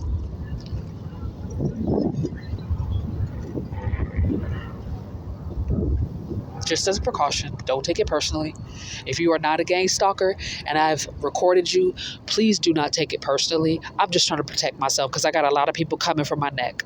They gunning for me, and I just got to protect myself. So please don't take it personal. Just know that whatever is in the dark will come to light, and whoever has good intentions, it'll become clear that you're a supporter. One of these days it's going to become clear who is a gang stalker and who's a supporter. So if some of these supporters, if some of y'all get caught in the camera, I apologize. I'm just trying to protect myself. I can't afford to give people the benefit of the doubt when I'm being surrounded by a whole bunch of people. It's like being in a room full of snakes and, not knowing which ones are garden snakes, and then they're not poisonous and they're good snakes. But most of them are bad, and they're trying to kill you. Well, I'm sorry, but I have to be precautious. So y'all all kind of look the same. Y'all all can bite. Y'all all got sharp teeth. So I'm sorry if I mistake a good one for a bad one, or a bad one for a good one. My bad. One of these days it'll become clear, and I'll recognize their spirit. But right now, I don't know who's who right now. So I'm just trying to protect myself. So I just want to make that disclaimer to those who are supporting me. If y'all feel like I snapped at you at the wrong time, or I got upset with you, I'm so sorry. I'm paranoid right now because my mother has sabotaged any and all healthy connections that I've had. She's messed me up. So until I can get justice in this situation, and until I can get, the proper care, until I can get therapy for what happened to me, I'm sorry, y'all, but that paranoia is necessary because I need to protect myself. Because there's some people, like, say, for instance, it could be 5 people walking down this sidewalk right here. And it could be one good supporter and the rest of them are all bad. But that supporter may not know that the rest of those 4 people that came down here are bad. So I'm recording them because they tried to kill me before. That supporter may not know that. So that supporter may feel some type of way towards me because I recorded them. But the reality of it is some people I've already seen before. And some of the gang stalkers are trying to be cool with my supporters so that they can manipulate my supporters to have a bad perception of me, because my mother is guiding these gang stalkers to isolate me from my supporters. I hope that's not confusing y'all, but my mother is the one that's in control of these gang stalkers' behavior. Now, the gang stalkers, for the most part, are not really the problem, although they have already made their mind up that they're going to do the wrong thing, even if it gets them in trouble. And a lot of these gang stalkers humiliate me publicly so that my supporters see me as irresponsible, see me as negligent towards myself. You know what I'm saying? Some of them provoke me so much so to where they behave the exact same way as my supporters. Do you understand? Like, My mother was very strategic about manipulating my gang stalkers to come off as supporters. So originally, when I was unsuspecting, when I did not know I was being gang stalked, and the gang stalkers were coming to me and they were, acting like people who have supported me before, I accepted their help, and I did not know that they were a gang stalker. And then when I accepted their help, I was harmed. Something bad happened. So then my trust got violated. And my mother was very strategic about that. So that when a supporter came and offered help, I was like, but not because I was trying to disrespect my supporters. It's because my mother had strategically trained all of the people that were gang stalking me to behave and to mimic and to camouflage and blend in with the support group that was supporting me. So my gang stalkers and my supporters act the exact same. Do you understand me? And I can't tell who's who. Just like with the room full of snake analogy I just gave. My mother was very strategic in making sure that I did not know who my real supporters were.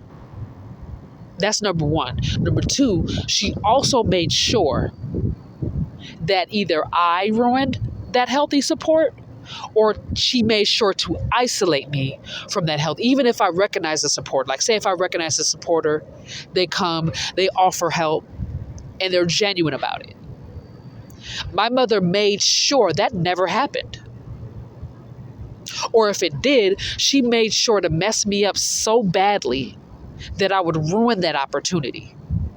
My mother did this intentionally. She intentionally traumatized me. And she was very sadistic about it. She enjoyed the pain that she inflicted on me by allowing these men to assault me, to sexually assault me, to beat me up and rob me.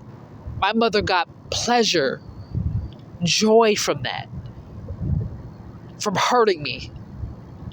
When she saw that I was being sex trafficked, she smiled, she laughed because she thought it was genuinely funny.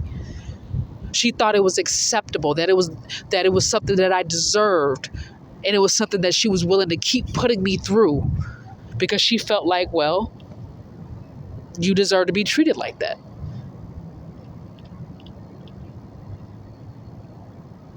My mother violated my body. My mother violated my trust. She violated other people's lives. She ruined other people's lives. She ruined so many people's lives because she wanted to destroy mine. She did not have any value for a human life, including her own child, her firstborn child. She did not value that. She did not care about anyone, not even her own health. If she didn't care about her own health, that says enough to me. That she don't care enough about me. She don't care about my sister. She don't care about nobody. She was willing to throw any and everybody under the bus to destroy me.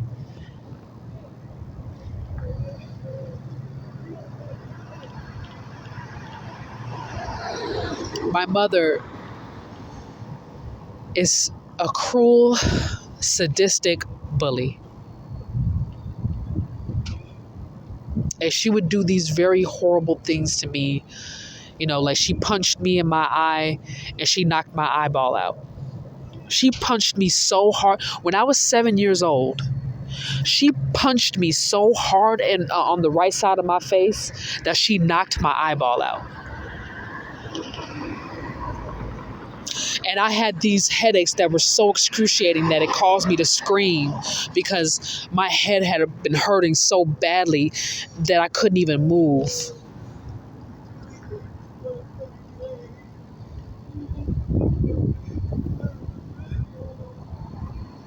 I suspect that's her, but I'm not sure. I'm not 100% sure. I want to be honest with y'all because I know that there's moments where I may come off as a bit aloof or maybe even insane. And I understand why I come off that way because my mother has been plotting against me ever since I was a child, ever since I was 3. So it was very a hard fight to come up against. But now that I'm telling my story and I know I have some idea on what to share, on what to talk about, I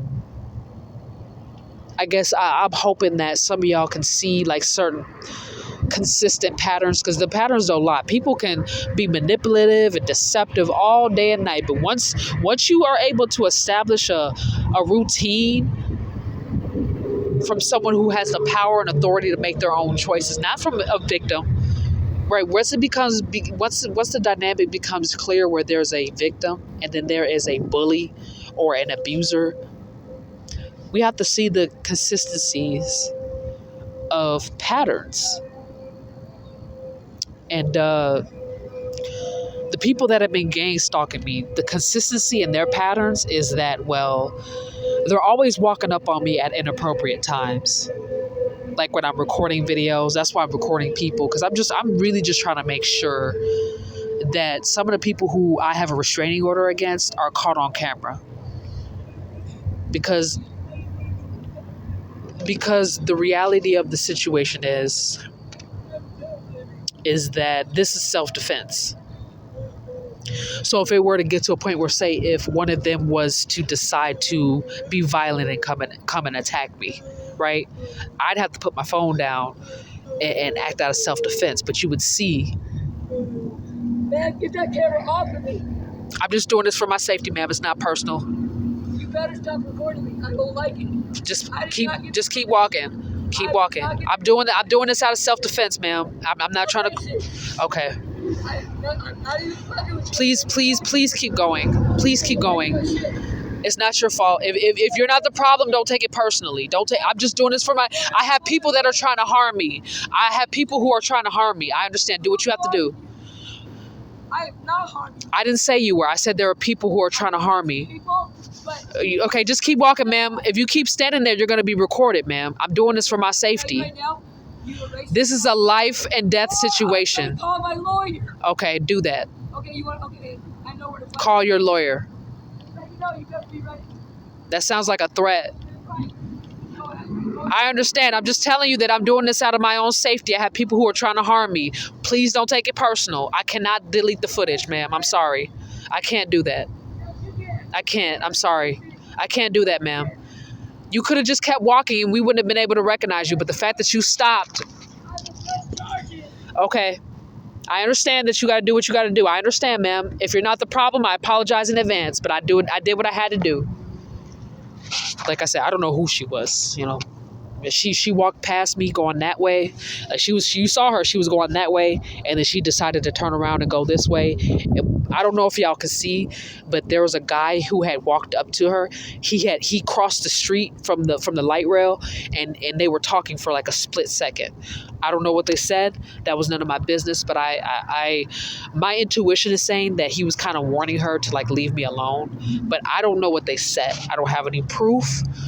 But let's just say, through my experience, some of the people who have been following me and gang stalking me have been warned by other gang stalkers to stop. You know, because some of them are getting into some serious trouble because of what they did.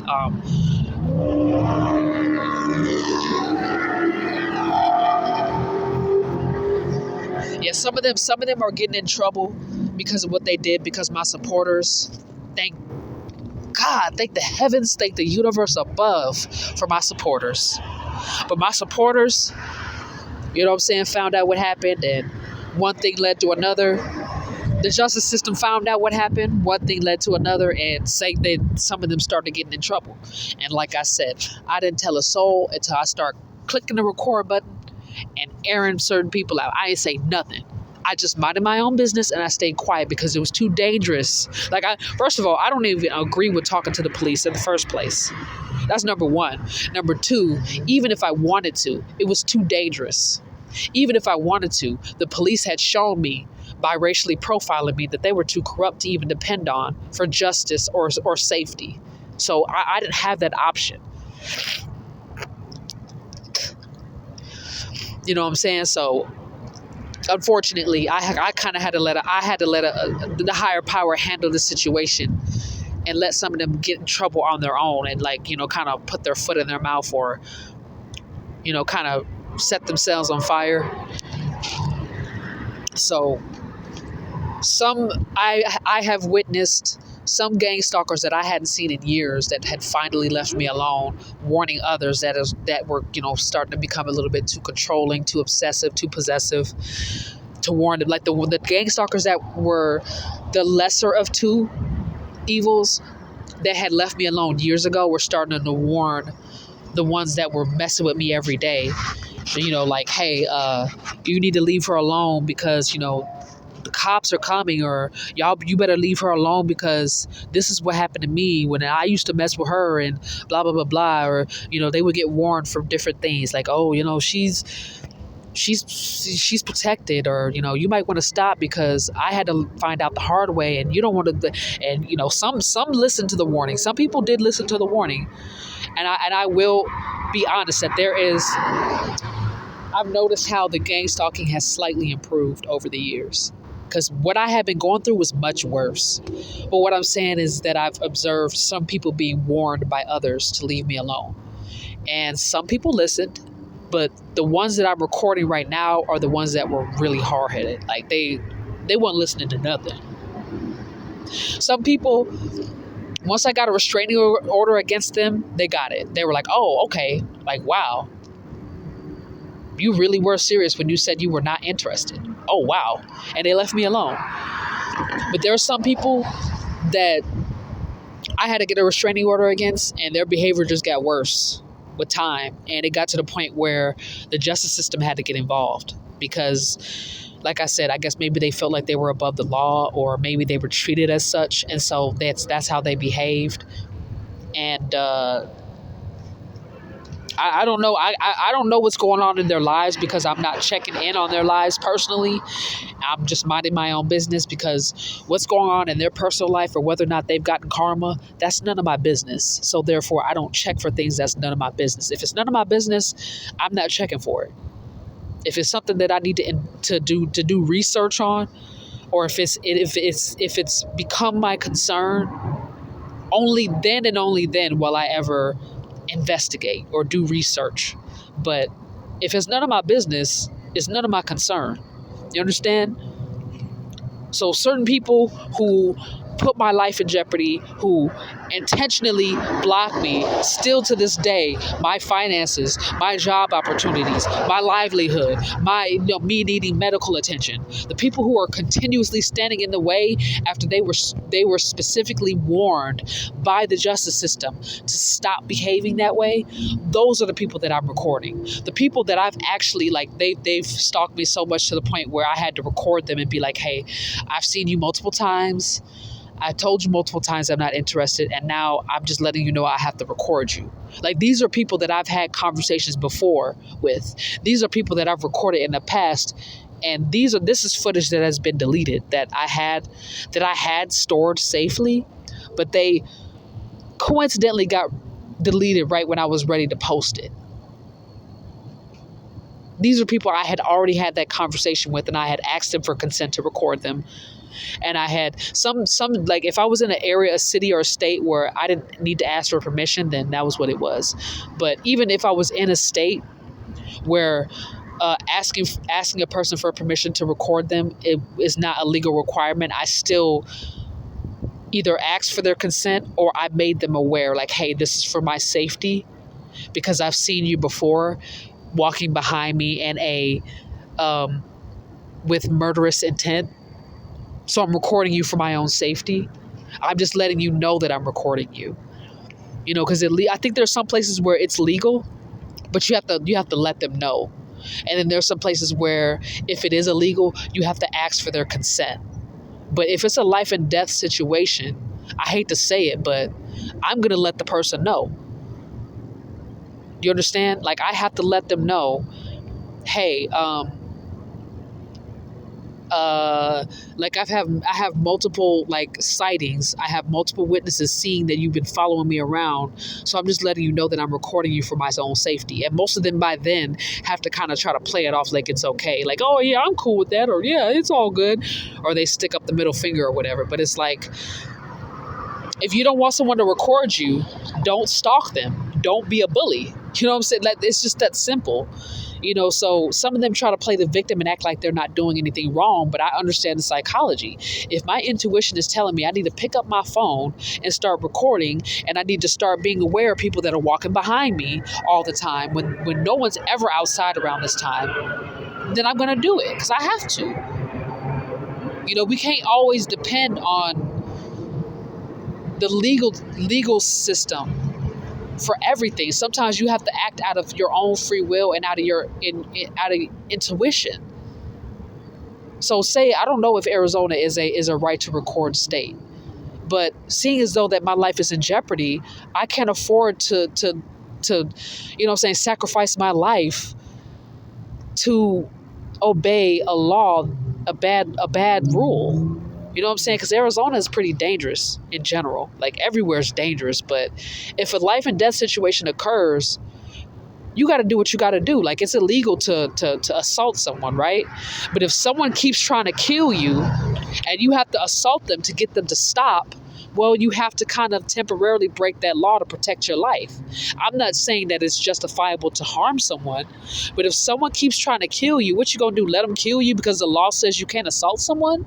Sometimes you have to break the rules to protect yourself, not because you're trying to justify doing the wrong thing, but some people, like I said, are treated as though they are above the law. There's a lot of people that are gang stalking me that clearly broke the law. There's evidence against it, and they were acquitted.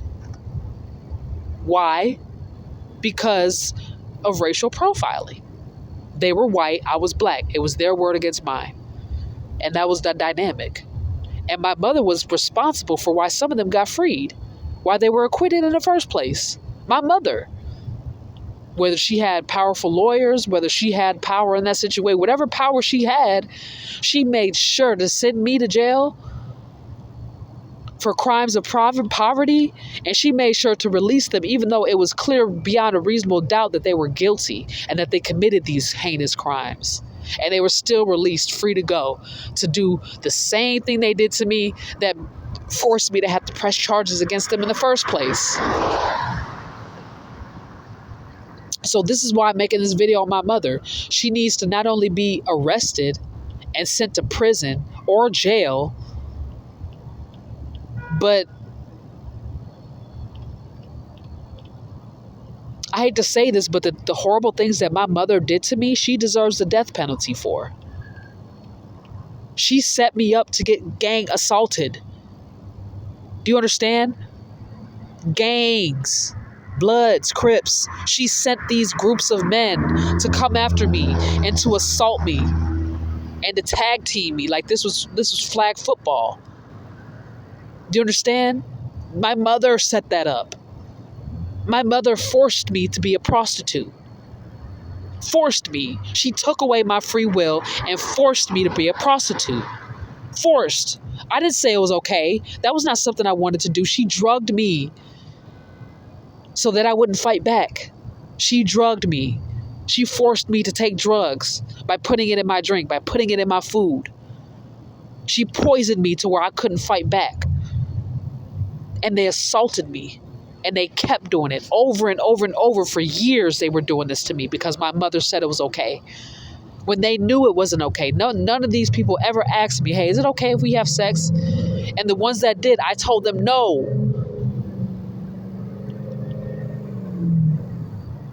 And my mother still held me hostage. Let all these people attack me. Making fun of me. Talking about, oh yeah, we ran a train on that little hoe. We ran a train on that. Consensually? Did you do this consensually? Because as far as I'm concerned, you're making fun of a rape victim. Oh, excuse me, my bad. I said the R word. I know I'm not supposed to say that. My bad. But they were making jokes against a victim of human trafficking and forced prostitution. Or I'm sorry, coerced, whatever I mean, my free will was taken away from me. It wasn't something that I agreed to. You know what I'm saying? I was drugged, so I couldn't move. I was poisoned, so I couldn't fight back. I mean, I guess that's considered coercive control or coercion, but I I would have to look up the word coercion in order to fully understand what that is. But like I said, that seems like brute force to me. I guess brute force is like the physical aspect, like, you know what I'm saying, like savage. But her drugging me and taking away my free will to where I'm forced to engage was, I guess, considered coercion. But still, like, I never agreed to this. Never. And then, like I said, last time I checked, prostitutes make money. I didn't get paid from being sex trafficked. The money that I made was by doing clean work. Like, running errands, like being an errand boy or whatever, delivery driver, like just working an honest job. I know it paid crap. It was minimum wage, but that was the only time I ever got money. I didn't get paid from being sex trafficked. So identifying me as a prostitute would be an improper term, but I have been called a prostitute before. I have been called a whore. I have been called a slut. I have been, they have dogged me out and called me all types of names when none of that was true. It wasn't true at all, but I guess when dealing with people who are predators, especially sexual predators, a lot of times they don't just get their supply from the actual assault or attack. They also get it from hazing a person after they've committed the act as well. They get a lot of supply from that, narcissistic supply from that. So when I'm in public and they're sitting around laughing, a lot of people are like, why are they laughing sadistically? I know they're laughing, they're being mean, but what are they laughing at? They're laughing at me. They're laughing at the fact that I was assaulted. They're laughing at the fact that I was sexually assaulted. They're laughing at the fact that my mother is human trafficking me. That's what they're laughing at. They think that that's funny. They think it's funny that I was forced to be transgender. That's what they're laughing at. They're laughing at the pain and the suffering that I face. They're laughing at the fact that they stole my innocence. They are laughing at the fact that they ruined my life. They're laughing at the fact that they were able to destroy my life, to make me financially destitute, to force me to be dependent on them, to force me into these toxic environments. They're laughing at the fact that I'm being held hostage, clearly. That's what they're laughing at. So when they make comments like, oh, she stinks, what they're doing is they're making fun of the fact that I'm financially destitute and human trafficked. Whether it's because they're transphobic or racist, that's what they're laughing at. They're laughing at my poor health. They're laughing at my poor odor due to my poor health, due to the abuse, due to the trafficking. That's what they're laughing at, sadistically and cruelly. That's what they're laughing at. And it's gotten to the point where, like I said, their sadism has caused a public disturbance to where other people are looking at them like, that's not funny. And some of them even are like, I've even witnessed some people get so angry on my behalf because they found out what happened to me that they started to either beat some of their ass or call them out and be like, hey, shut the fuck up, or leave her alone, or they started kind of chiming in. And some of them knew me, some of them didn't. Most of them didn't know me, but they were aware of what was going on. Like it was starting to become clear what was going on, that I was a victim and that I was being bullied extremely. And it got to the point where I guess people's character was tested to see, who's bothered by this behavior and who thinks that this behavior is amusing. And a lot of people's characters got exposed real quick. That's why I had to stay quiet, because the reality of it is we're all being tested. I'm supposed to stay quiet so that people's intentions towards me comes out, so that I know who supports me, who doesn't, so I don't, disrespect or be nasty towards my supporters thinking that they're gang stalkers. I think this is what, part of what this is really about. And like I said, my mother, like, she intentionally traumatized me. Like when I would go to sleep, she would get large groups of people to take pictures of me when I was sleeping. She would tell them everything. Like she knew which people to tell what was going on, and which people she had to make me look like a bad person with. And she was able to find a lot of people who were on board with the way I was being treated. She was able to find a lot of people to take pictures of me where I was sleeping or where I was going. These people were taking pictures of me where I was going so that my mother can always know where I was at. There was one time she said to me, because I was out on the streets and I was, begging for food at one point in time. Now, luckily for me, the universe had gotten involved, the justice system gotten involved, and I'm being, somewhat taken care of now. But back then it was much worse. I didn't have food to eat, so I had to beg for every single meal. That's how financially destitute I was. I had to beg for every meal I had. Every dollar, every penny, I had to beg for it. That's how badly I was treated. That's how financially exploitative my mother was and still is. Luckily for me, though, the justice system got involved to where I don't have to starve or beg every single day for food. That's luckily for me that I'm blessed to that extent. If it had been up to my mother, she probably would have starved me to death. She would have starved me to death. That's what she tried to do. And I was on the verge of dying from starvation because of how malnourished I was.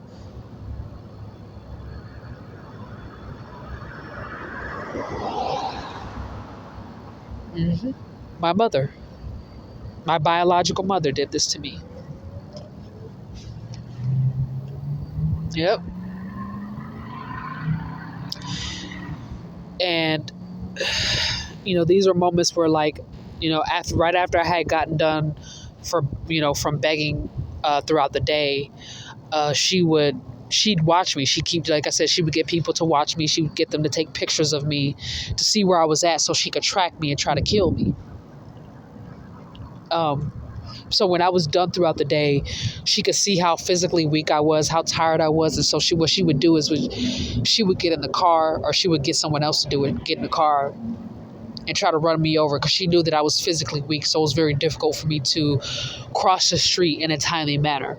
It was very difficult for me to avoid a car, because in Houston, Texas, there wasn't very many sidewalks. So a lot of times I either had to walk on the grass or I had to walk on the street. So a lot of times I'd have to fight for my life every single day, because she tried to get someone to hit me with a car and make it look like an accident. And she's still doing that now. She's still doing it now. Still. Even though I moved to a whole nother state, like I said, before I started being open and honest about where I am now, I didn't tell nobody where I was going, because I didn't know where I was going. And no one knew where I was going at first. But my mother, like I said, always made sure to keep tabs on me wherever I went, to the point where now I was kind of forced to reveal where I was at previously, where I was at and where I am now, because it's life and death now. I have to expose this publicly, because my mother had committed a severe act of voyeurism. And voyeurism, for those who don't know, is a severe invasion of privacy to the extent at which it is illegal. So wiretapping is an invasion of privacy and is considered voyeurism. Even though they have a name for wiretapping, it's wiretapping, the reason why it's illegal is because they committed an act of voyeurism. That's why. Invading people's privacy. This is how people's character gets assassinated. Because if somebody's watching you every single day of your life, they know where your weaknesses are, they know where your strengths are. And if they're invading your privacy, like, say, putting cameras in your home, that's another form of voyeurism. It's an illegal act of invasion of privacy. So if someone puts cameras in your home, they know everything about you. You understand? And they're able to see you naked when they're not supposed to. They're able to know when you're taking a shower.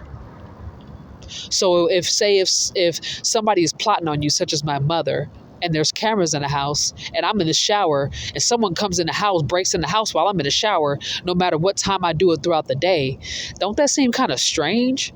It's got to be a camera in the house. You understand? But that's illegal to do that to somebody. Or to track someone's Wi-Fi IP address on their phone, or to put WhatsApp and track their phone number. Like WhatsApp, if they're over here tracking me, like that stuff needs to kind of be illegal, because it's voyeurism. Because this is what allows predators to have access to their victims and connect and keep the relationship going on long past the expiration date, long past the victim's consent. Do you understand what I'm saying? This is how predators are able to keep relationships going when the victim has checked out a long time ago. It's voyeurism. If voyeurism is the initial step, then it's the harassment.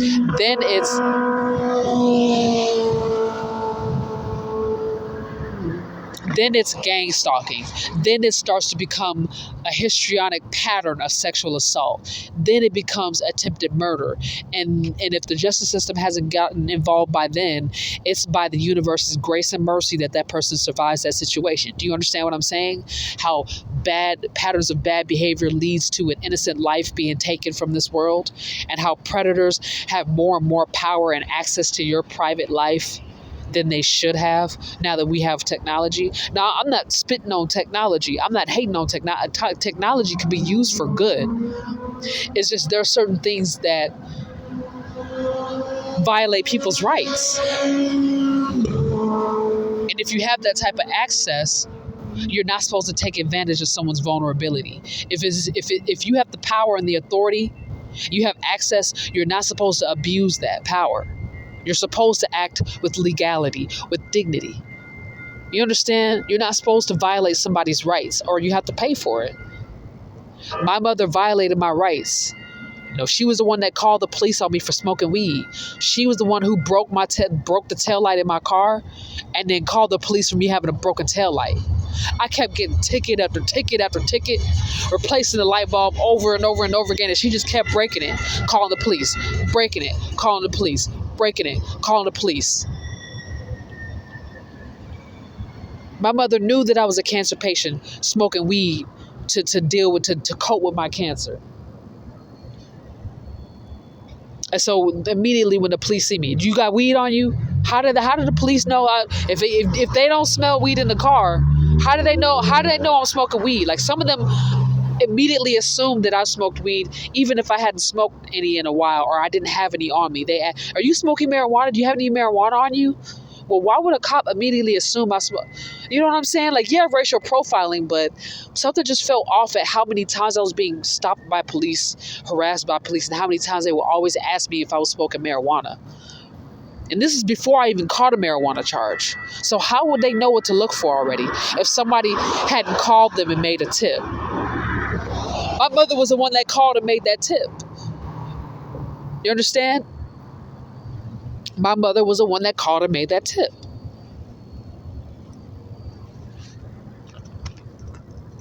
But then when I place a restraining order against her, or when I get an order of protection against her, she's out on the streets calling me a snitch and a rat. I didn't go to the police and ask them to get an order of protection against her. I went to court and asked for order of protection against her. And she got people following me around trying to kill me and murder me so that I don't get this order of protection finalized. You understand? But she called the cops on me to make my life harder. She didn't call the cops on me because she was concerned. She called the cops on me to make my life harder. She called the cops on me in hopes that one of them would shoot me and kill me. That's what she did to me.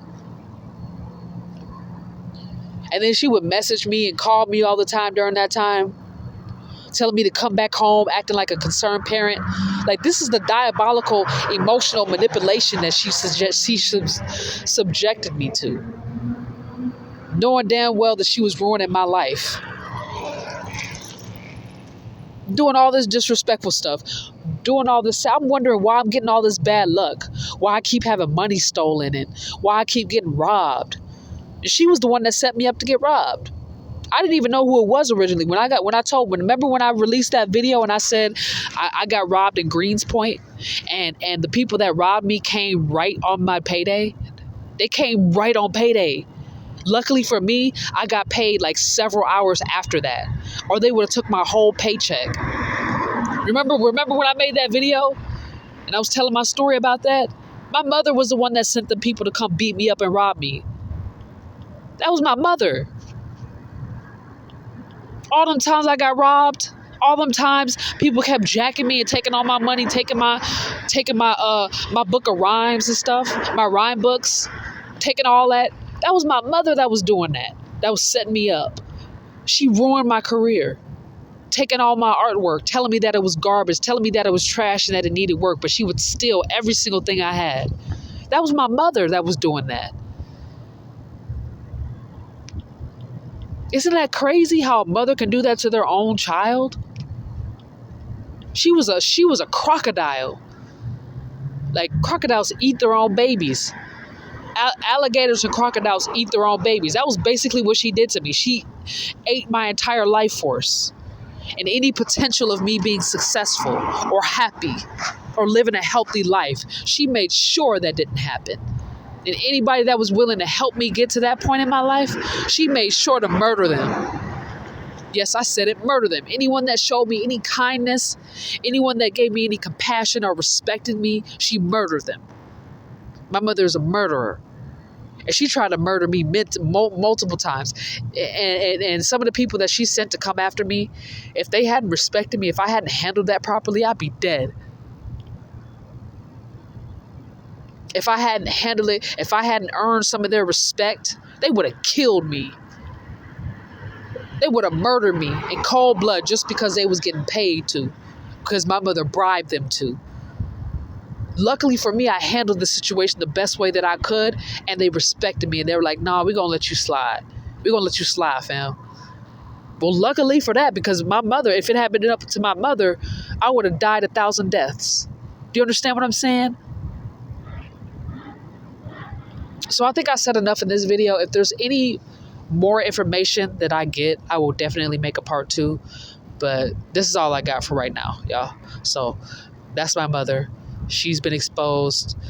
And I hope that this video helps you see the evidence in certain people's behavior. And if you start to notice her behavior, like if you see the crack in her mask, or the mask starts to slowly slip off, or, your intuition is like, oh, wait, hold on.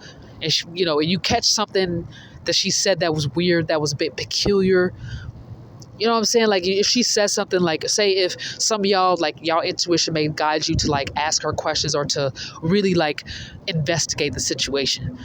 And you may notice, like, a consistent pattern of my mother, like, having, like, strange behavior.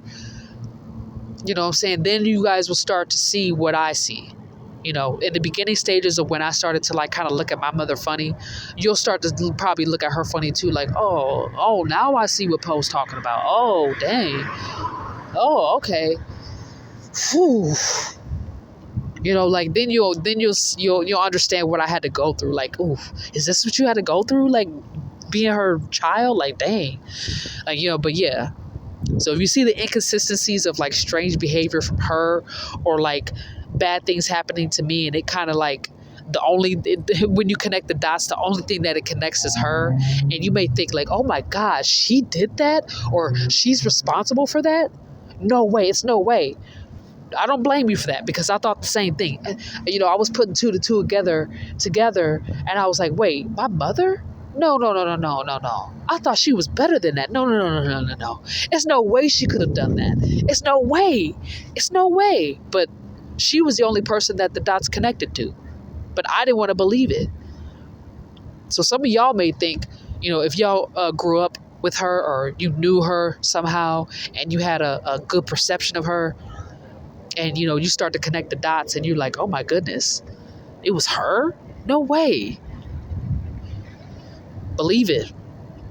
Because it's coming from the horse's mouth. I'm one of her victims, and I'm her own child. I have nothing to gain out of disrespecting my mother, or bashing my mother, or exposing her. Like, I have nothing to gain, because it from a certain perspective, just based on certain people's moral values about family, you're never supposed to air out family. You're never supposed to expose family. But that's how a lot of people's lives get ruined, is staying attached to people that are no good for you. And some of them are family. There's this quote, and this is a spoiler alert, though, for those who do not watch the show. This is Force, and this is like the trilogy to the Power series. But the Force, this is like with Tommy Egan, that version. So that will put a spoiler alert. Go watch the show before you hear what I had to say, or just accept that this is going to be a spoiler. It's not really that bad, but basically Tommy Egan, the main character of the show, was basically like, Sometimes, when when a dog goes wild or when they become rabid, you got to put that dog down.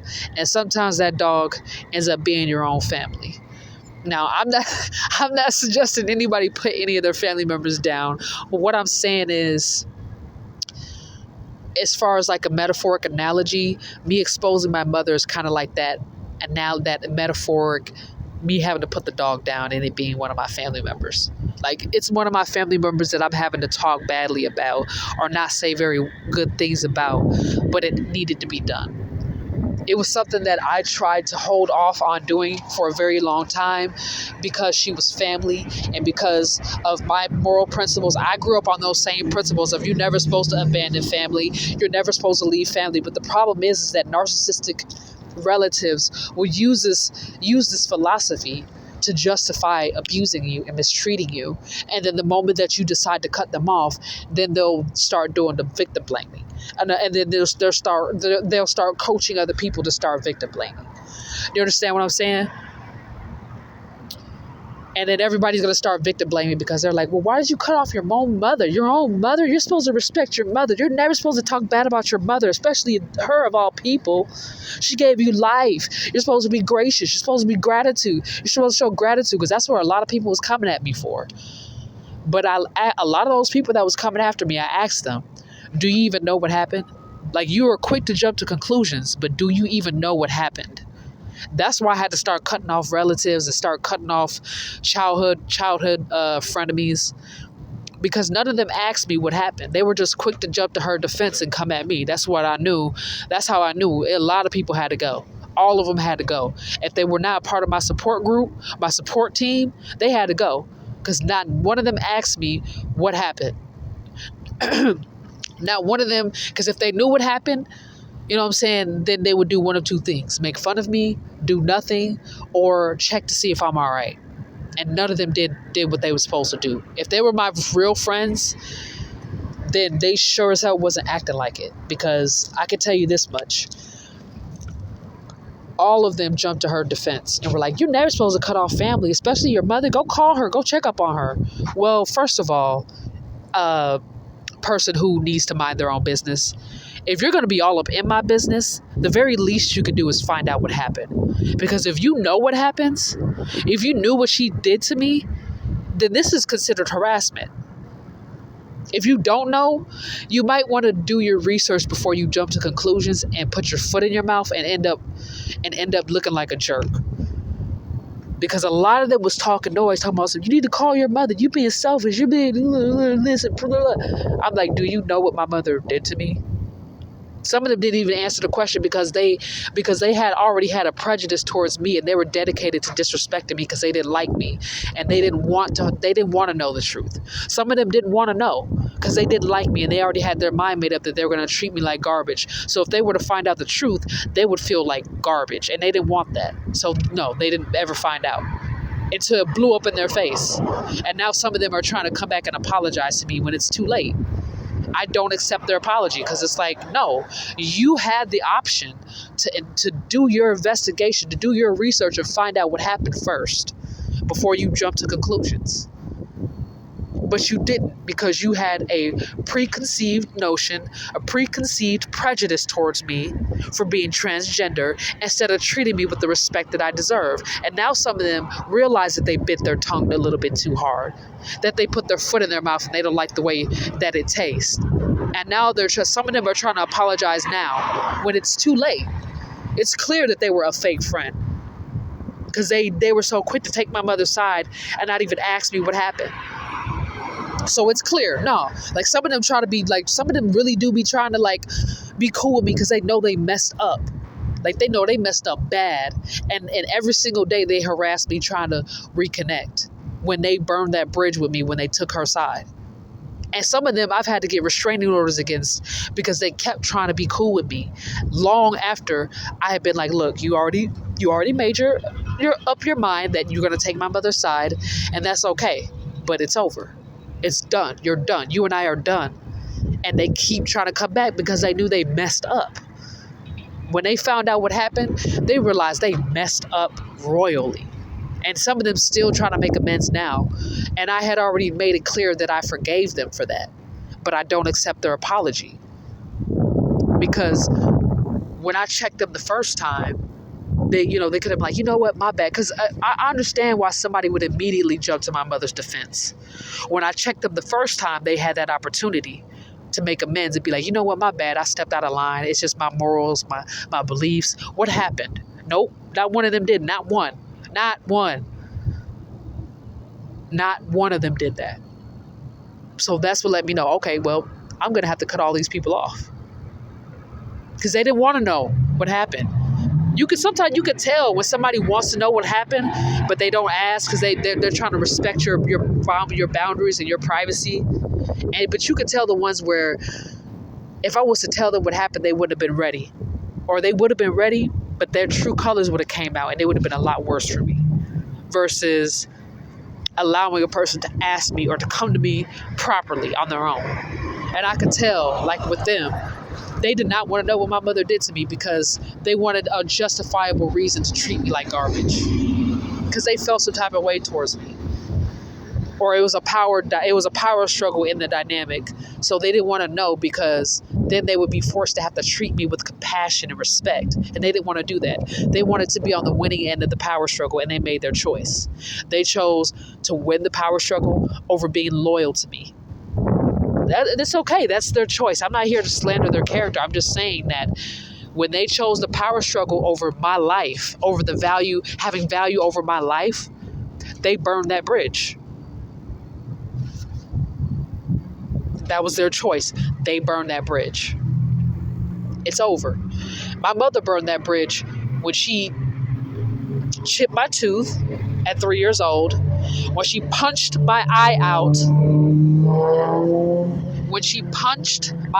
when I was 7, she burned that bridge.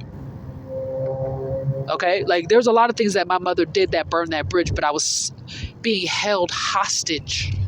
So I had to play my cards right. You understand? It was a hostile situation, and it still is. It's a lot of times where in life we're put in situations where we got to deal with people we don't like or that we don't quite respect, but they have power. We have to be humble. We have to be respectful, right? Because it's a hostile situation. Like, just because I'm being respectful and I have manners, that doesn't mean I love, like, or respect this person or support them. It just means that they have power, and I have to choose very wisely my next moves, my next step. What do I say next? I have to be very careful and strategic. And there have been times where I've had to show empathy and compassion where it would have been inappropriate because they were clear enemies, but I had to because they needed it. You know what I mean? And it saved my life. The humility that I showed by granting the, compassion, the empathy, it saved my life in many situations. The humility that I displayed in those moments saved my life. You understand? Because they were really tampering with my life. They were really playing around with my life as if it had no value. So I had to humble myself to survive. And it meant kissing up in some cases to people that were very sadistic and cruel towards me. It wasn't because I was submissive. It wasn't because unnecessarily Stockholm syndrome. It was because I had to play my cards right. Because they were not above killing me, murdering me. So that's the end of that. That's the end of that. All right, y'all. Thank y'all for being patient. I know it's been a while since I've been posting content. I know I just jumped back on the horse. I finally got a phone again. And I look forward to making more videos, telling my story about my experience. Thank y'all for being patient with me and bear with me through these horrible videos. All right. Thanks for being patient.